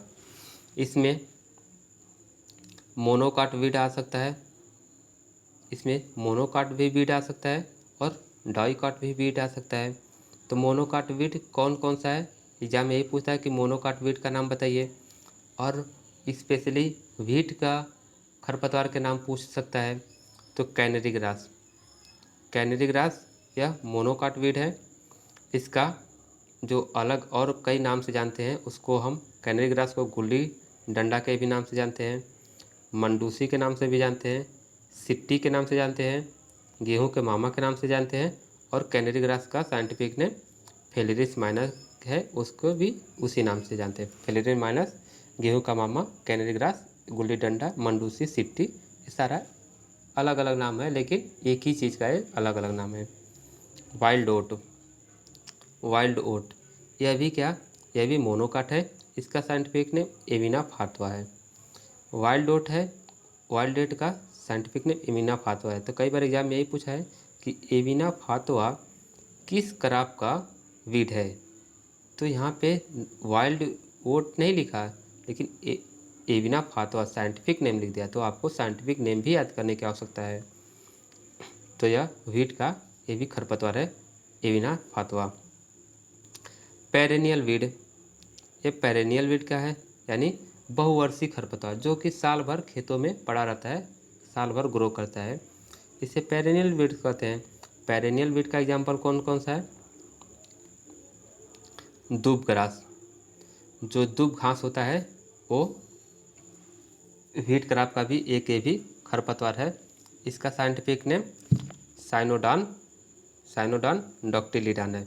तो दूब ग्रास का भी साइंटिफिक नेम साइनोडान डॉक्टिलिडान है। ये भी एग्जाम में कई बार पूछ चुका है, आप इसको याद कर लीजिएगा। मोथा, मोथा को हम नट ग्रास के नाम से जानते हैं। मोथा को नट ग्रास के नाम से हम जानते हैं। साइप्रस रूटेंड्रस, इसका साइंटिफिक नेम, मोथा का साइंटिफिक नेम साइप्रस रूटेंड्रस है। फर्स्ट वीडिंग, जो पहली बार हम घास खरपतवार गेहूं के खेतों से निकालते हैं वो 35 से 40 दिन के बाद निकालते हैं, बुआई करने के 35 से 40 दिन के बाद। मोनोकाट वीड, ये सारे मोनोकाट जो भी हमने नाम बताया ना, ये सारे मोनोकाट वीड थे। मोनोकाट वीड को कंट्रोल कैसे करते हैं, नियंत्रित कैसे करते हैं? By the post emergence application of isoproturon at 1 से 1.5 kg पर हेक्टेयर। अगर हमारा गेहूं बुआई करने के बाद जम गया है और खरपतवार भी जम गए हैं तो उसके लिए पोस्ट इमरजेंस दवा का यूज़ करते हैं। तो पोस्ट इमरजेंस दवा है आइसोप्रोटेरान, 1 से 1.5 किलोग्राम पर हेक्टेयर किलोग्राम दवा का हम यूज करते हैं मोनोकाट वीड को कंट्रोल करने के लिए। तो कई बार एग्जाम में यही पूछता है कि आइसोप्रोटेरान जो वीटनाशी है इसे किस क्रॉप में यूज करते हैं? तो हम वीट क्रॉप में यूज करते हैं। मेथानोबेंज थियाजुरान, मेथानाबेंज थायोजुरान, इसको हम 1.5 kg लेते हैं और पर हेक्टेयर इसका भी यूज कर लेते हैं। ठीक है, फिर उसके बाद से मेथाज्यूरान, मेथाज्यूरान दवा है, इस तीनों में से कोई यूज कर सकते हैं। आइसोप्रोटेरान या तो हम यूज कर सकते हैं, या तो मेथाबेंज थायोज्यूरान भी यूज कर सकते हैं, या हम मेटाज्यूरान को भी यूज कर सकते हैं। इसकी मात्रा 1.5 kg पर हेक्टेयर है और 700 से 800 लीटर पानी में घोल के इस दवा को हम छिड़काव कर देते हैं 30 से 35 दिन के अंदर। गेहूं बुआई के 30 से 35 दिन के अंदर हम अगर इस दवा का यूज कर देते हैं, इसमें से किसी दवा का, तो मोनोकाट वीड को अपने खेतों से हटा सकते हैं, बचा सकते हैं मोनोकाट वीड के कंपटीशन से।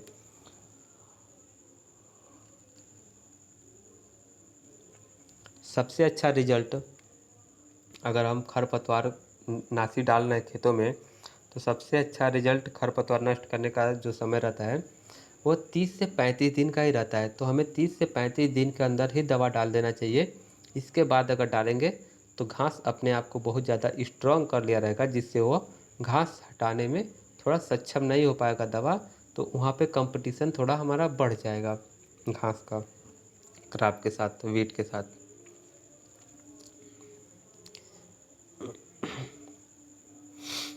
प्री इमरजेंस के रूप में कौन से दवा यूज करते हैं? प्री इमरजेंस क्या है? जैसे कि घास जमने के पहले गेहूं के बुआई करते समय हम कौन सा खरपतवारनाशी यूज कर सकते हैं क्रॉप के जमने से पहले? वो है पेंडीमेथिलीन। 1 kg लेते हैं पेंडीमेथिलीन और 1000 लीटर पानी में घोल के छिड़काव कर देते हैं। जैसे गेहूँ बुआई करते हैं तुरंत हम गेहूँ बुआई करने के बाद हम 1000 लीटर पानी में 1 लीटर पेंडीमेथिलीन घोल कर और ऊपर से छिड़काव कर देते हैं, जिससे हम घास को रोक सकते हैं जमने से। डाइकोटाइट क्या है? अगर हम यहाँ पे बताए हैं कि आइसोप्रोटीरान, अगर कोई घास है जो कि आइसोप्रोटीरान के प्रति रेजिस्टेंट बना लिया है, वो आइसोप्रोटीरान से नहीं घास नष्ट हो रहा है, तो हम आइसोप्रोटीरान की जगह सल्फोसल्फ्यूरान का भी यूज कर देते हैं। सल्फोसल्फ्यूरान थोड़ा हार्ड दवा बनाता है, वो उससे वह खरपतवार नष्ट हो जाता है। डाइकोटाइट, डाइकोटाइट क्या है? अभी मोनोकोटाइट के बारे में सारा पढ़े हैं, अब डाइकोटाइट पढ़ लेते हैं। अब ये भी एग्जाम में पूछता है कि कौन सा इसमें से डाइकोटाइट है, कौन सा मोनोकोटाइट है। तो डाइकोटाइट में आता है बथुआ। बथुआ का साइंटिफिक नेम है चिनोपोडियम एल्बम। यह एग्जाम में कई बार पूछ चुका है कि चिनोपोडियम एल्बम किस क्रॉप का खरपतवार है। तो चिनोपोडियम एल्बम यह गेहूं का खरपतवार है और रबी सीजन का यह खरपतवार है। कृष्णलील, कृष्णलील, यह कृष्णलील किस सीजन का खरपतवार है? तो यह रबी सीजन का है। किस क्रॉप का है? व्हीट क्रॉप का यह खरपतवार है। इसका साइंटिफिक नेम एनागैलिस अर्वेंसिस। तो कृष्णलील का साइंटिफिक नेम क्या है? एनागैलिस अर्वेंसिस। छोटी चटरी मटरी, एक चटरी मटरी है, ये भी डाइकोट है। तो चटरी मटरी का साइंटिफिक नेम लेथाइरस स्पीसीज। लेथाइरस स्पीसीज, चटरी मटरी का साइंटिफिक नेम है लेथाइरस स्पीसीज। सेंजी, सेंजी का साइंटिफिक नेम मेलिलोटस एल्बा। सेंजी का साइंटिफिक नेम मेलिलोटस एल्बा। गजरी का साइंटिफिक नेम फुमारिया परवीफ्लोरा, फुमारिया परवीफ्लोरा, जिसमें से बथुआ पूछ चुका है कई बार एग्जाम में, और कृष्णलील पूछ चुका है, और हाँ गजरी भी पूछ चुका है एग्जाम में। ये बहुत ज़्यादा इम्पॉर्टेंट है। अब डाइकोटाइट हो गया, कौन कौन से होते हैं तो हम जान लिए, लेकिन डाइकोटाइट को हम कंट्रोल कैसे करेंगे? तो डाइकोटाइट को कंट्रोल करने के लिए हमें 2,4-D का यूज करते हैं, 2,4-D का यूज करते हैं डाइकोटाइट को कंट्रोल करने के लिए। 0.3 से 0.4 एक्टिव इंग्रेडिएंट, AI का फुल फॉर्म है एक्टिव इंग्रेडिएंट पर हेक्टेयर 700 से 800 लीटर पानी 30 से 35 दिन। सबसे पहले हम 2,4-D दवा लेंगे। 0.3 से 0.4 एक्टिव इंग्रेडिएंट होना चाहिए और 700 से 800 लीटर पानी में डालते हैं इस 2,4-D को, और हम 35 दिन, जब बुआई करने के गेहूँ के 35 दिन पर हम छिड़काव कर देते हैं। इफ़ 2,4-D, यदि 2,4-D अप्लाई करते हैं 25 से 30 दिन के अंदर, तो हमारा जो रिजल्ट आता है, खरपतवार नष्ट होता है, वह लियर हेड मेटाबॉलिज्म, ये छोड़िए पता नहीं क्या लिखा है, लेकिन हम आपको बता दे रहे हैं, कुछ गलत हो गया है। यदि हम 2,4-D को 25 दिन से 30 दिन के अंदर डालते हैं तो हमारे पास सबसे अच्छा रिजल्ट आता है। खरपतवार सबसे बढ़िया तरीके से आराम से डाइकोट रिमूव हो जाते हैं, जल जाते हैं, ख़त्म हो जाते हैं 25 से 30 दिन के अंदर अगर हम 2,4-D का स्प्रे करते हैं।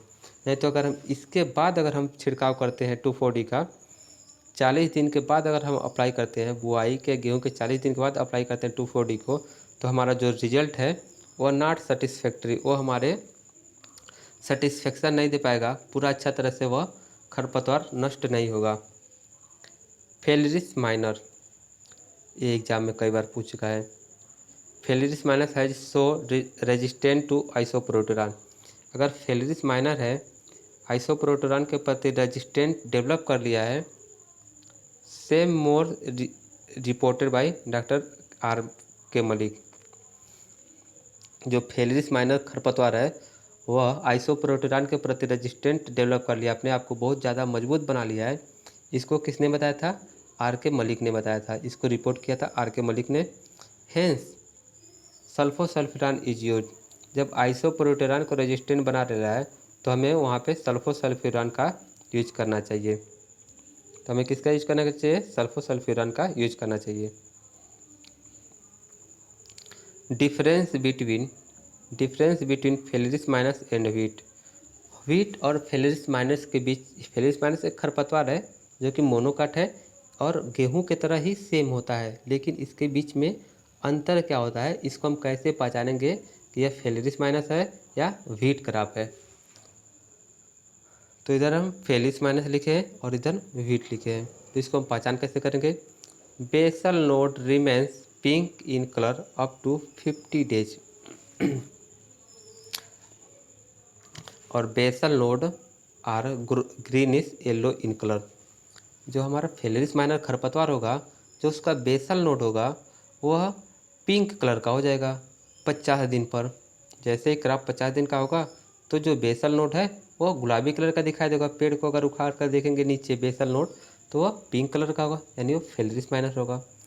अगर व्हीट होगा तो ग्रीनिश या येलो कलर का होगा बेसल नोड। तो इस तरह से हम व्हीट और फेलिस माइनर को पहचान कर सकते हैं।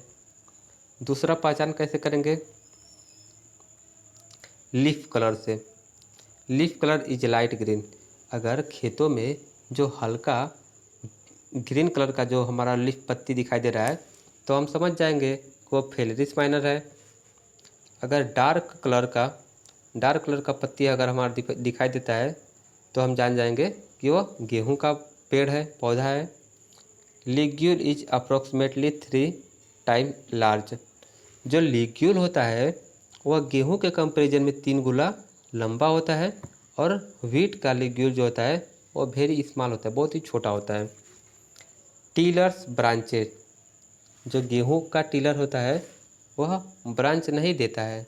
जो गेहूं का पौधा है उसमें से ब्रांच नहीं निकलता, लेकिन टीलर्स निकलते हैं, ब्रांचेज निकलते हैं। किसमें से, जो फेलिस माइनर है उसमें से ब्रांच निकलते हैं। Test weight. अगर हम 1000 दाने का वजन करें फेलिस माइनर का तो 2 ग्राम आता है।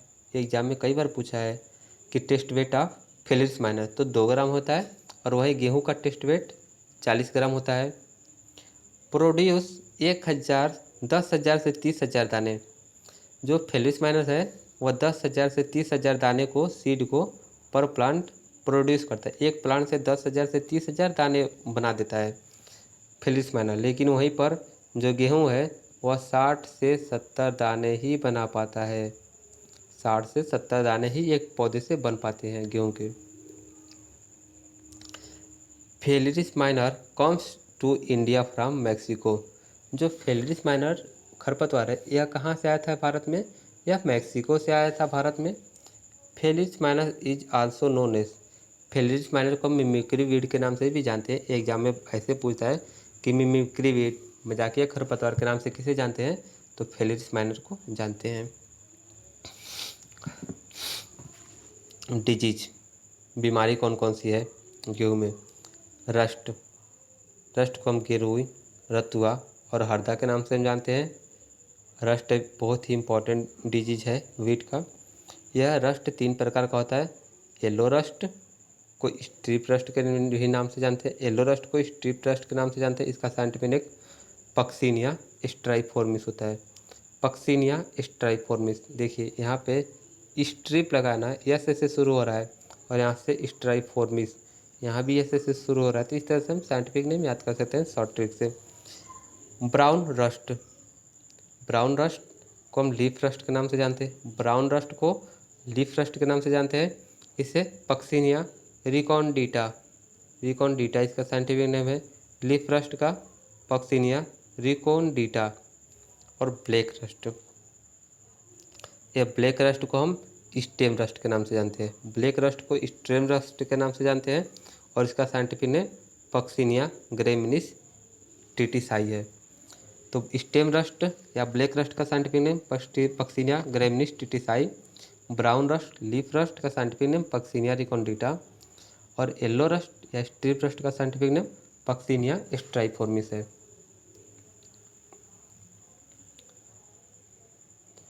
Rust is due to fungi. जो रस्ट लगता है, ये तीनों हमने जो रस्ट बताया है यह फंगस के कारण लगता है हमारे व्हीट में। Black rust is also known as killer disease of wheat. जो ब्लैक रस्ट है उसे हम किलर डिजीज ऑफ व्हीट के नाम से भी जानते हैं। तो किलर डिजीज ऑफ व्हीट के नाम से किस खरपतवार किस रस्ट को जानते हैं? तो ब्लैक रस्ट को जानते हैं। Brown rust is also known as, brown rust को हम ऑरेंज रस्ट के नाम से जानते हैं। ब्राउन रस्ट को ऑरेंज रस्ट के नाम से जानते हैं। Life cycle of wheat, wheat का लाइफ साइकिल किसने बताया था, किसने दिया था? तो व्हीट में जो रस्ट लगता है, व्हीट का जो रस्ट है, इसका लाइफ साइकिल बताए थे करमचंद्र मेहता। करमचंद्र मेहता ने व्हीट रस्ट के लाइफ साइकिल को बताया था, वो कब कब ग्रो करता है, कितने महीने में ग्रो करता है। तो करमचंद मेहता ने बताया था, ये भी इम्पॉर्टेंट है, बहुत बार एग्जाम में पूछ चुका है। कंट्रोल, कैसे कंट्रोल करेंगे इस सारे को, फंगस को, रस्ट को कैसे हम कंट्रोल करेंगे? तो टाइमली सोइंग करके, समय से बुआई कर देंगे, तभी ये रस्ट नहीं आएंगे हमारे खेतों में। अवॉइड मोर इरिगेशन नाइट्रोजन, बहुत ही ज़्यादा इरिगेशन के समय नाइट्रोजन नहीं देना चाहिए। तो बहुत ज़्यादा जब हम नाइट्रोजन देंगे तब भी हमारे क्रॉप में फंगस लग जाएंगे या बीमारी लगेंगे। ग्रो रूट रेजिस्टेंस, एक मिनट सॉरी,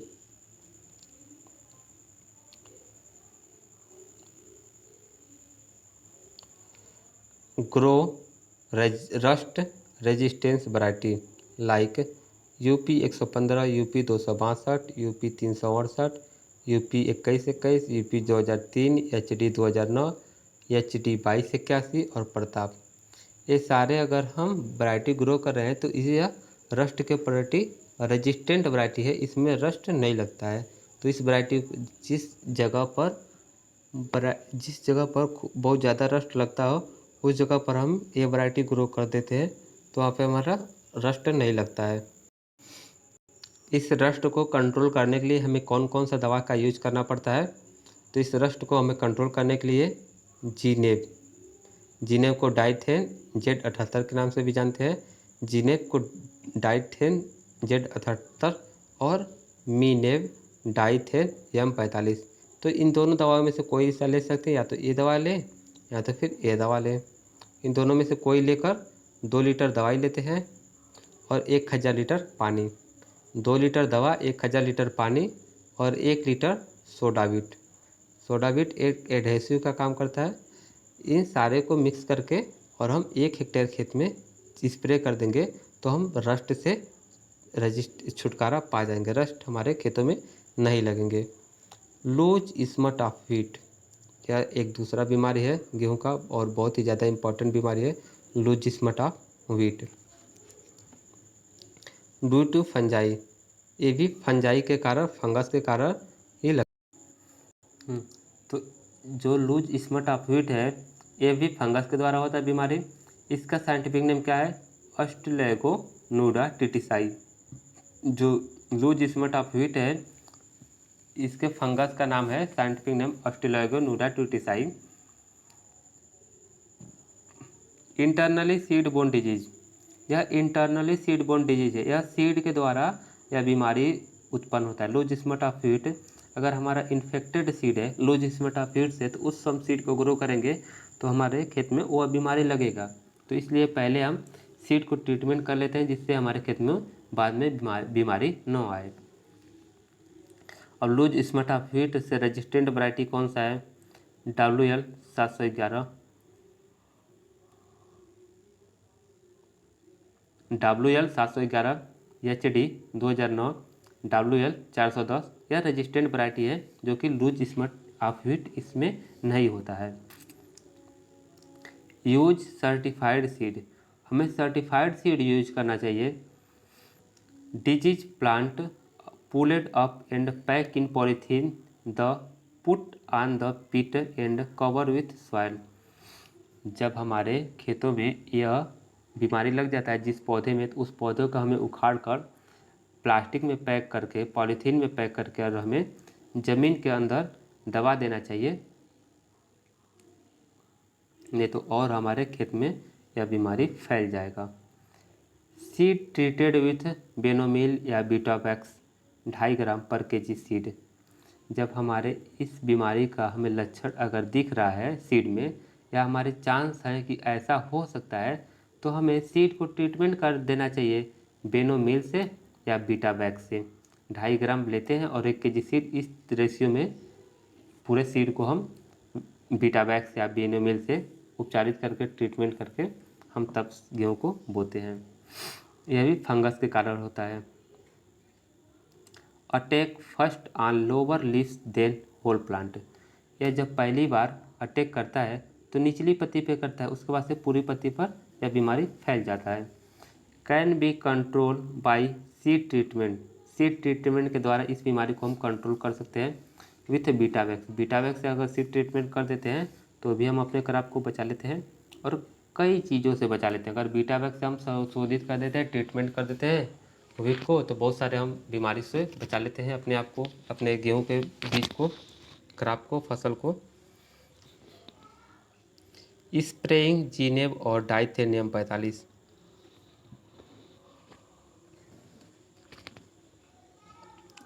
जीनेब और डाइथेनियम 45 का हम स्प्रे करके भी अपने क्रॉप को रोक सकते हैं खराब होने से। अब तीसरा बीमारी आ गया पाउडरी मिल्ड्यू। पाउडरी मिल्ड्यू यह भी फंगस के कारण होता है। पाउडरी मिल्ड्यू का साइंटिफिक नेम है इरिसाइफी ग्रेमनी। एग्जाम में एक कई बार पूछ चुका है कि पाउडरी मिल्ड्यू जो लगता है वीट में, उसका साइंटिफिक नेम क्या है, तो उसका साइंटिफिक नेम इरिसाइफी ग्रेमनी है, या इरिसाइफी स्पीसीज भी लिख के आ जाएगा, तब भी आप उसे सही मार सकते हो। इसको कैसे कंट्रोल करेंगे पाउडरी मिल्ड्यू को, तो पाउडरी मिल्ड्यू को कंट्रोल 15 से 20 KG sulphur dust per hectare, 15 से 20 किलोग्राम सल्फर डस्ट लेते हैं और खेतों में छिड़क देते हैं, जिससे पाउडरी मिल्ड्यू से हम अपने क्रॉप को बचा सकते हैं। टाइमली सोइंग, समय से बुआई कर देते हैं। Spraying of mixture Dithane M 45, timely sowing करके और डाइथेनियम 45 को भी मिक्सचर को स्प्रे कर देते हैं, तब भी बचा सकते हैं पाउडरी मिल्ड्यू से। And Karathane in the ratio of 4:1। Dithane M 45 4 part लेते हैं और केराथिन का 1 पार्ट लेते हैं, और इन दोनों को मिक्स करके 2 किलोग्राम पर हेक्टेयर के रेशियो से हम पूरे खेत में छिड़क देते हैं, स्प्रे कर देते हैं, तो हम पाउडरी मिल्ड्यू से भी क्रॉप को अपने बचा सकते हैं।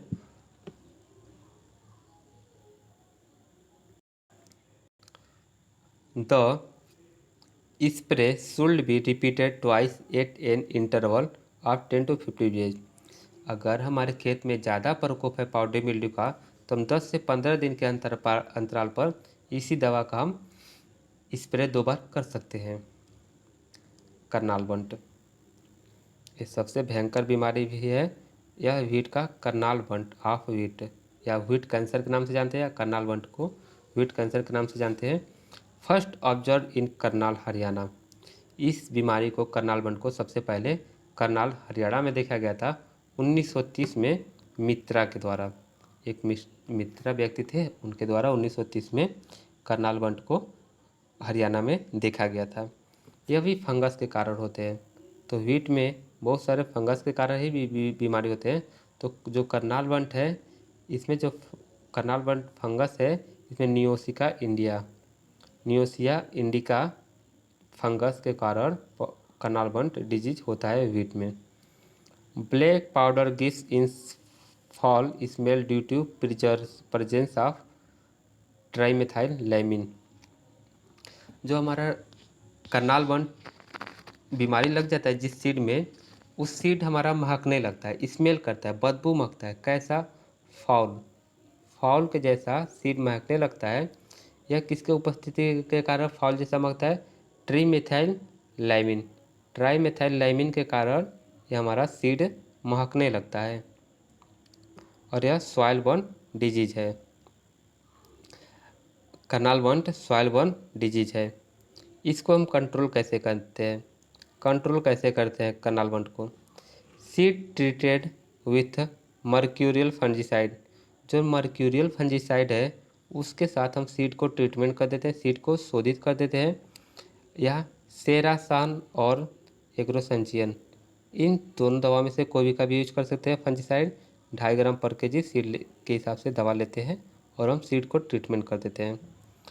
तो मैक्सिमम अगर बीमारी हम अपने गेहूँ क्रॉप को बचाना चाहते हैं तो हम सीड ट्रीटमेंट कर देते हैं, वो भी सेरासान से या फिर एग्रोसान जीएन से या बीटावैक्स से, हम तीनों में से किसी दवाई का से ट्रीटमेंट कर देते हैं। तो हमारा क्रॉप को बहुत ज़्यादा पेस्ट से, डिजीज से हम बचा सकते हैं, बीमारियों से अपने क्रॉप को बचा सकते हैं। ईयर कोकिंग, ये एग्ज़ाम में अभी यूपीपीएससी के एग्ज़ाम में यह पूछा था, ear cockle disease due to nematode. Ear cockle disease nematode के कारण होता है। इस निमाटोड का साइंटिफिक नेम है एग्यूना ट्रिटिसाई। एग्यूना ट्रिटिसाई इसका साइंटिफिक नेम है ईयर कोकिल का। इसको हम कंट्रोल कैसे करते हैं, ईयर कोकिल को कैसे कंट्रोल करते हैं? नीमोफास 10 kg पर हेक्टेयर, नीमोफास 10 किलोग्राम लेते हैं और 1 हेक्टेयर खेत में हम बुआई के समय हम डाल देते हैं। नोट, ध्यान रखने की बात है, first plant parasite nematode was Anguina tritici reported by Needham. Anguina tritici को पहली बार किसने बताया था? तो वह नीथम ने बताया था। तो इसमें यह एंग्यूना ट्रिटिसाई नीमाटोड के द्वारा बीमारी होता है और यह नीथम ने बताया था, साइंटिस्ट ने। ये दो बात पक्का याद रखिएगा। टुंडू डिजीज या येलो ईयर रॉट डिजीज, या बैक्टीरिया और निमाटोड दोनों के द्वारा मिला के होता है। टुंडू डिजीज या येलो ईयर रॉट डिजीज या बैक्टीरिया और निमाटोड के द्वारा होता है। ये भी यूपीपीएससी के एग्ज़ाम में पूछा है। यूपीपीएससी का एग्ज़ाम जो 2024 में हुआ है, इसमें पूछा था कि निमाटोड के द्वारा होने वाले बीमारी, तो येलो ईयर रॉट डिजीज था और टुंडू डिजीज था और ईयर कोकिल डिजीज भी था। फ्लैग स्मट, फ्लैग स्मट भी फंगस के कारण होता है। इसमें कौन सा फंगस काम करता है? यूरियोसिस्टिस ट्रिटिसाई जो है फंगस, इसके कारण फ्लैग स्मट होता है। मोलिया डिजीज हेट्रोडेरा एवेन्यू, मोलिया डिजीज का साइंटिफिक नेम है हेट्रोडेरा एवेन्यू। ये भी निमाटोड के कारण होता है। तो निमाटोड के द्वारा होने वाले बीमारियों का आप नाम याद रखिएगा। इंसेक्ट पेस्ट, कौन सा इंसेक्ट पेस्ट है? टर्माइट का साइंटिफिक नेम है ओडेंटोटर्मिस ओबेसस। टर्माइट का साइंटिफिक नेम है ओडेंटोटर्मिस ओबेसस।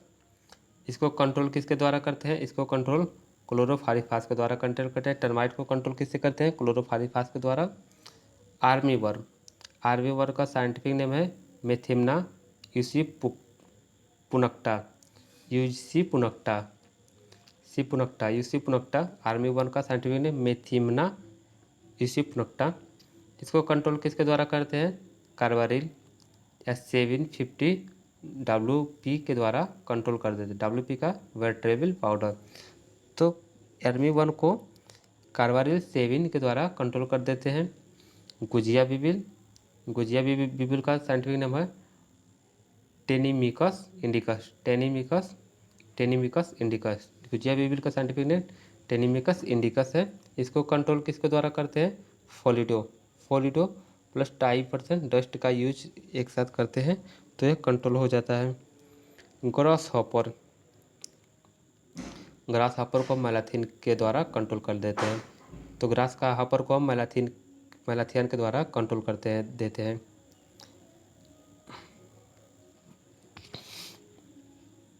स्टोरेज पेस्ट, जब हम गेहूं का कटाई हो जाता है उसको हम स्टोर करके रखते हैं घर में, तो उस समय हमें कौन सा पेस्ट परेशान करता है ज़्यादा? कौन सा पेस्ट लगता है? वह राइस बीविल लगता है। राइस बीविल का साइंटिफिक नेम है सीटोफिलस ओराइजी। राइस बीविल परेशान करता है, सीटोफिलस ओराइजी उसका नाम है। खफरा बीटल, ये भी एग्जाम में कई बार पूछा है, बहुत इंपॉर्टेंट है। Trogoderma granarium, khapra beetle, Trogoderma granarium. Red flour beetle का Tribolium species, red flour beetle का ट्रिबैलियम स्पीसीज है। तो स्टोरेज पेस्ट ये हो गया। अब हम थोड़े वैरायटी को जान लेते हैं किस व्हीट की वैरायटी कौन कौन सी है जो कि बहुत फेमस है व्हीट क्रॉप के लिए, तो थोड़ा इससे भी हम जान लेते हैं, ये भी बहुत सारा इम्पोर्टेंट है। तो introduction of semi dwarf wheat variety, जो सेमी ड्वार्फ वैरायटी है व्हीट का, वो उसका introduction was made in 1963 from Maximo.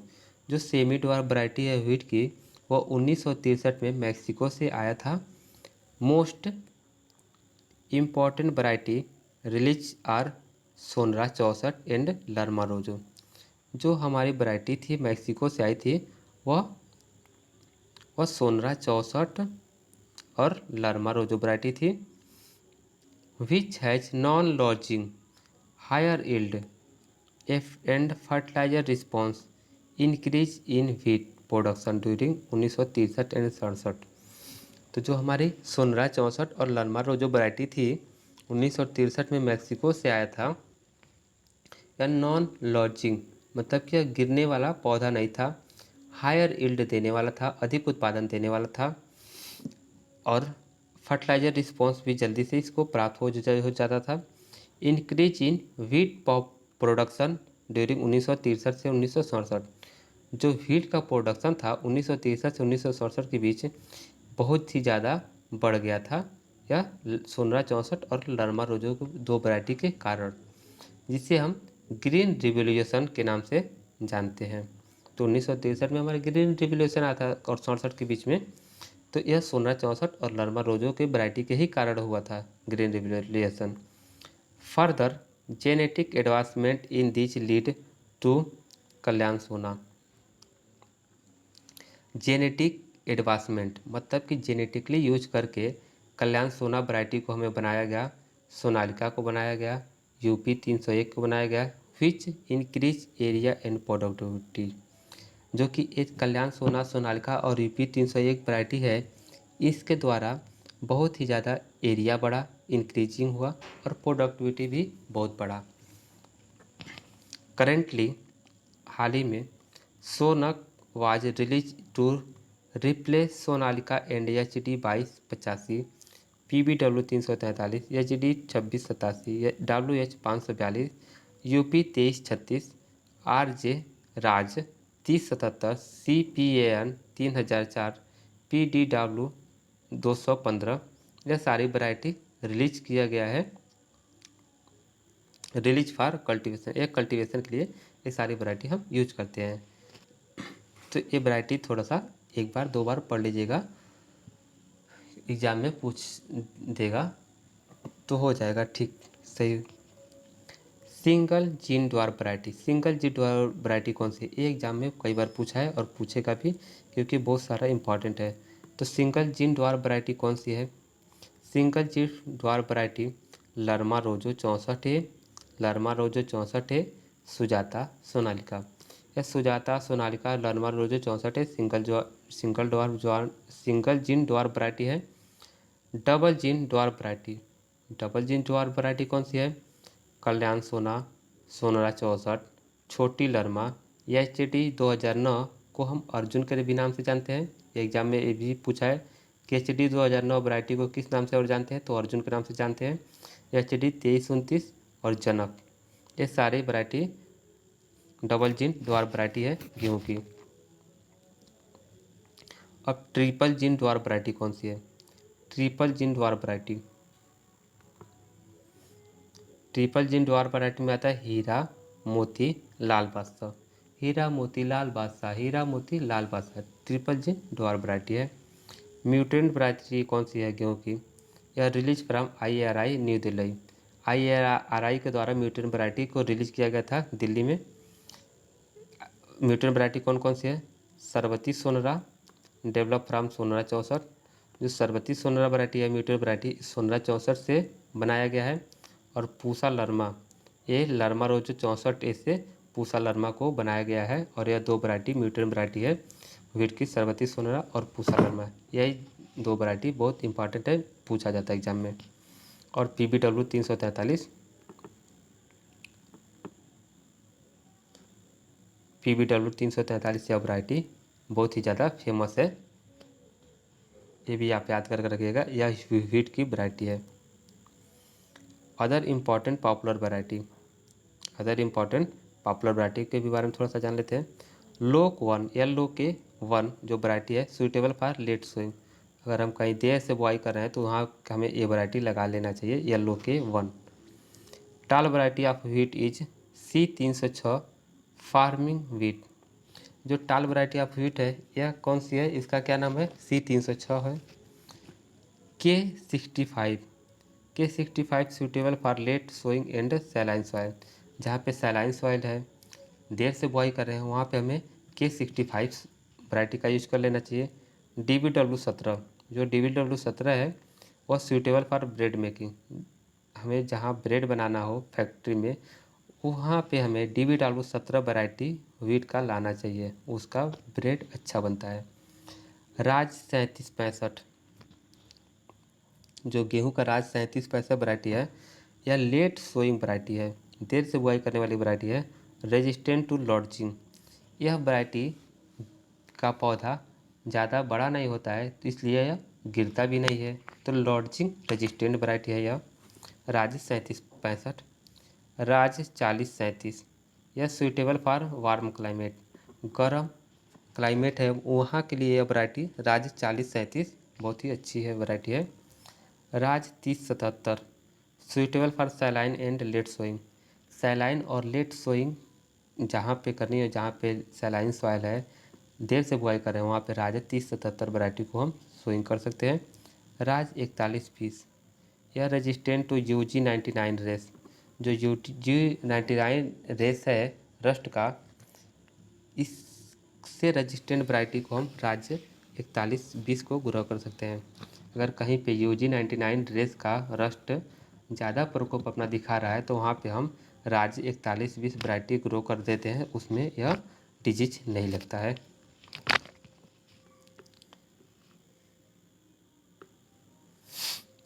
Yield 48 से 58 कुंटल पर हेक्टेयर होता है राज्य 4120 का। इसमें सुजाता, मुक्ता, नर्मदा ये भी वैरायटी जो बहुत फेमस है, रेनफेड कंडीशन के लिए बहुत ही अच्छी वैरायटी है। WH47 suitable for making good quality chapati, अच्छा चपाती बनाना हो बहुत अच्छे तरीके का तो WH87 वैरायटी को यूज़ करते हैं। और PBW502, यह good elder under irrigated cool climate, जहाँ पे ठंडा क्लाइमेट है अच्छा इरिगेशन हो सकता है तो वहाँ पे हम PBW502 वैरायटी को हम यूज करते हैं।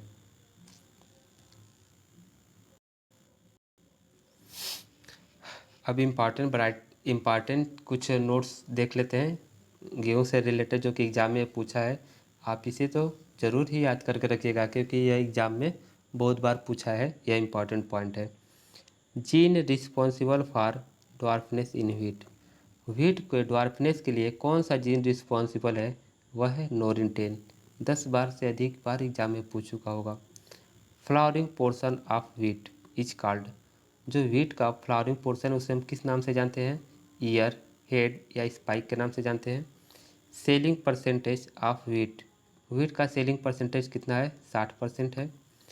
Triticum sphaerococcum also known as, Triticum sphaerococcum को किस नाम से और जानते हैं, इंडियन ड्वार्फ व्हीट या क्लब व्हीट के नाम से जानते हैं, इंडियन ड्वार्फ व्हीट या क्लब व्हीट के नाम से जानते हैं ट्रिटिकम स्पैरेकोकम को। Triple gene dwarf variety of wheat, जो ट्रिपल जीन जो ड्वार्फ वैरायटी है व्हीट का, वह कब रिलीज हुआ था, कब उसे रिलीज किया गया था, वह 1970 में रिलीज किया गया था। Super wheat given by, super wheat किसने दिया था, यस नागार्जुन ने दिया था।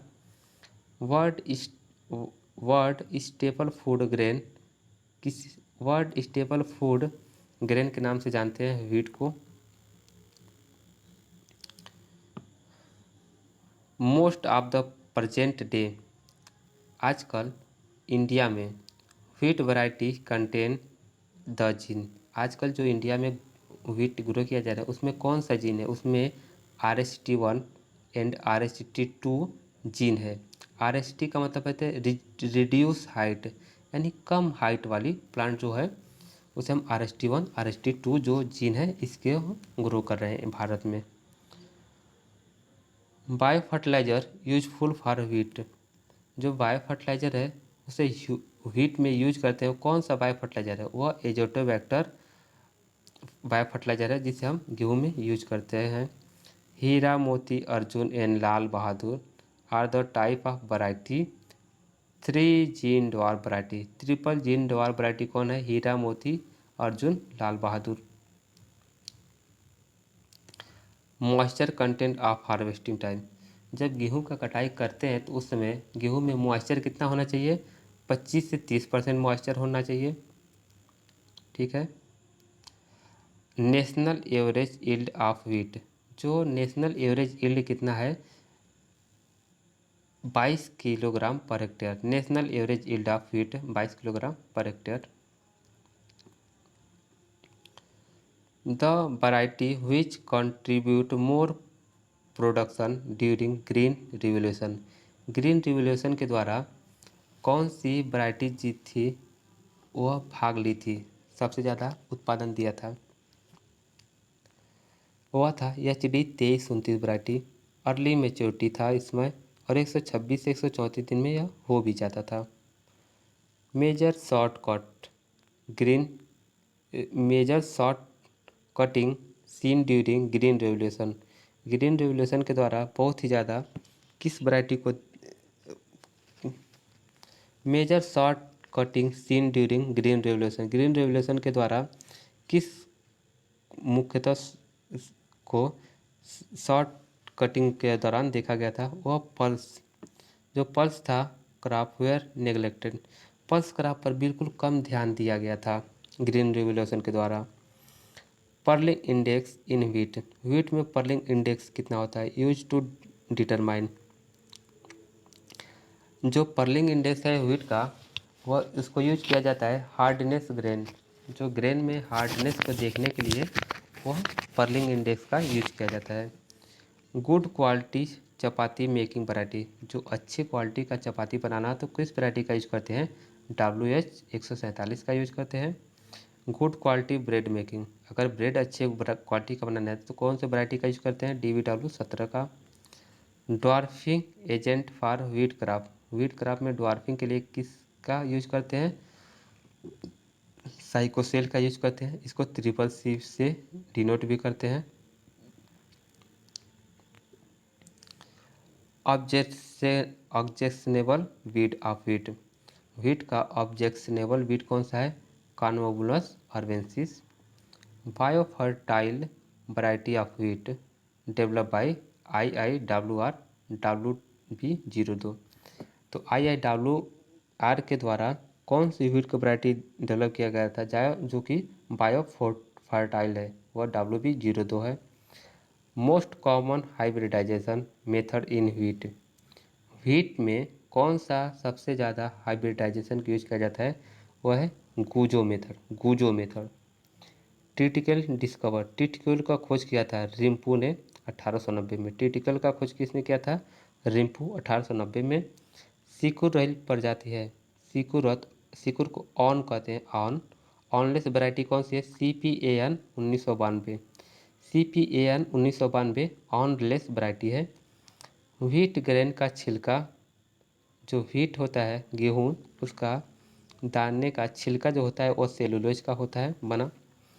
मैक्सिमम मैक्सिकन व्हीट ग्रेन और स्ट्रा, जो मैक्सिकन व्हीट है उसके दाने और स्ट्रा का जो रेशियो होता है वह 1:1 होता है। नॉर्मन ई बोरलॉन्ग को 1970 में नोबेल प्राइज़ मिला शांति के क्षेत्र में, शांति के लिए। ट्रैक्टर सीड ड्रिल एक बार में 9 फरों में सोइंग करता है, जो ट्रैक्टर का सीड ड्रिल है, ट्रैक्टर से द्वारा गेहूँ का बुआई किया जाता है, वह एक बार में 9 फरों में सोइंग करता है।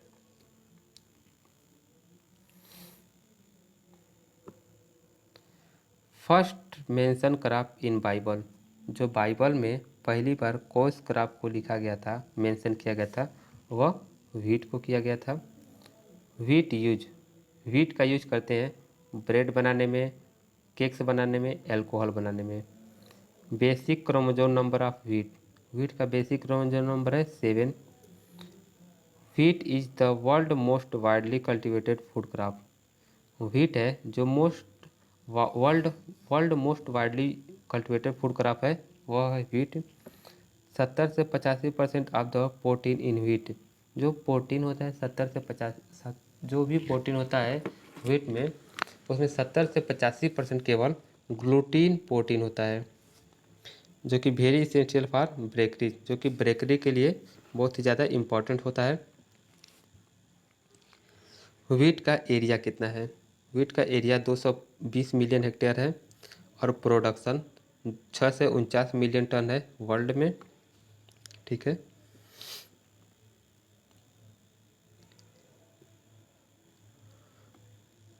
In term of area and production, area and production के अगर बात करें तो पहला रैंक है एमंग द सीरियल, जो भी सीरियल्स ग्रो किया जाता है उसमें पहला रैंक गेहूं का आता है। एरिया में भी सबसे ज़्यादा है सीरियल में और प्रोडक्शन में भी सबसे ज़्यादा है गेहूं का।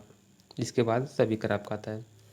द एवरेज व्हीट यील्ड, जो व्हीट का उत्पादन है एवरेज वो 3.3 टन पर हेक्टेयर है, 3.3 टन पर हेक्टेयर है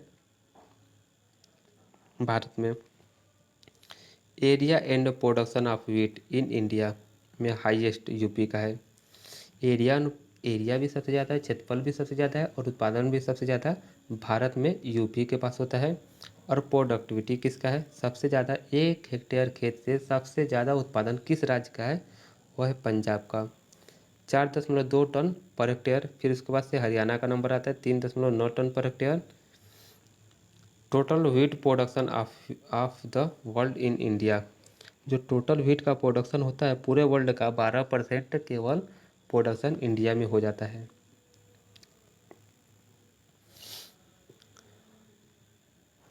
ट्रिटिकम स्टीबम, ट्रिटिकम स्टीबम का कल्टीवेशन 87% कल्टीवेशन होता है। ट्रिटिकम स्टीबम का जिसका क्रोमोजोम नंबर 42 है, इसका खेती 87% होता है। इंडिया में जितना भी गेहूं का खेती होता है उसमें 87% ट्रिटिकम स्टीबम का होता है, जो कि चपाती बेकरी बनाने का काम आता है। ट्रिटिकम ड्यूरम, ट्रिटिकम ड्यूरम का कल्टीवेशन 12% होता है। यह सूजी सेमई और बनाने के लिए यूज होता है, जो कि साउथ इंडिया में इसको कल्टीवेशन किया जाता है। और ट्रिटिकम डाइकोकम, ट्रिटिकम डाइकोकम का खेती केवल 1% होता है और इसका उपमा बनाया जाता है और इसको तमिलनाडु, आंध्र प्रदेश, महाराष्ट्र और गुजरात में ग्रो किया जाता है ट्रिटिकम डाइकोकम को। Origin place of wheat, south west Asia या Turkey. World staple food grain as wheat, wheat rank first in the world among the cereals both in respect of area and production, सबसे ज़्यादा wheat का है।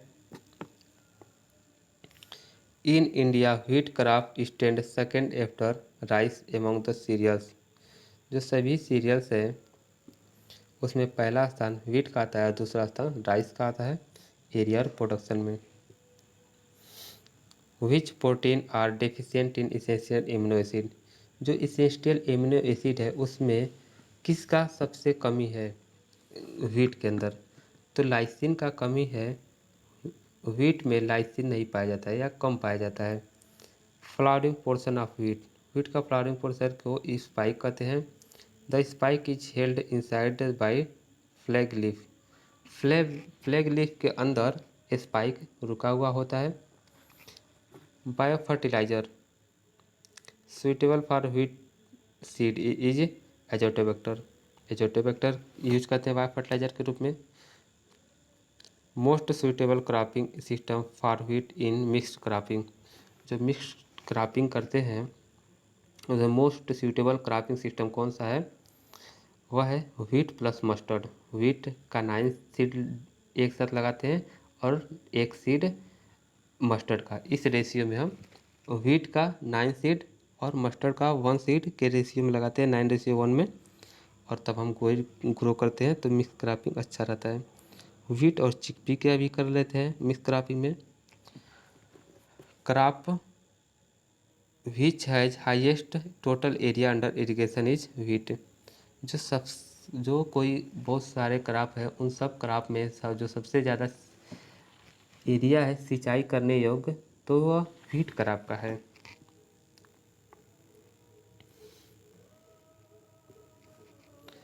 In wheat hybridisation method most commonly use गोजो method, जो गूजो method है, गूजो method या hybridisation में इसका सबसे ज़्यादा कॉमनली यूज होता है। एग्जाम में कई बार पूछ चुका है। Multi line in wheat is produce by. Multi line, wheat में मल्टी लाइन किसके द्वारा प्रोड्यूस करते हैं? वो बैक क्रॉसिंग मेथड के द्वारा प्रोड्यूस करते हैं।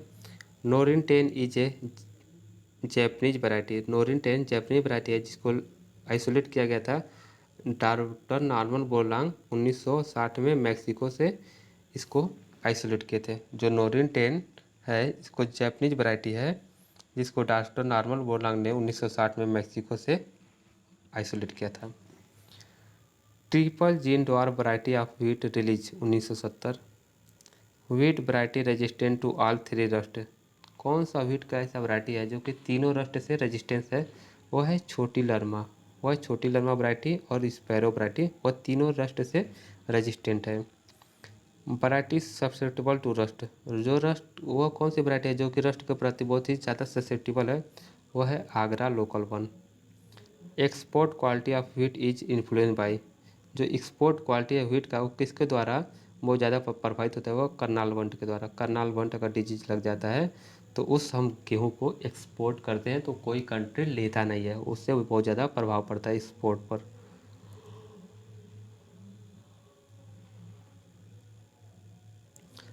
Pollen viability of wheat is related to boron. जो पोलेन वाइबिलिटी है व्हीट का वह किससे संबंधित है? वह बोरान से संबंधित है। फर्स्ट मैन मेड सीरियल, जो फर्स्ट मैन मेड सीरियल है वह कौन सा है? वह है ट्रिटिकेल। वह है ट्रिटिकेल। व्हीट गुड़ राई का क्रॉस है। DT 46 किसकी वैरायटी है? वो ट्रिटिकल की वैरायटी है। Flowering portion of wheat is called. Flowering portion of wheat को क्या कहते हैं? Ear head spike. Suitable late sown variety. Late sown variety suitable सबसे अच्छी कौन सी है? सोनालिका। सोनालिका है।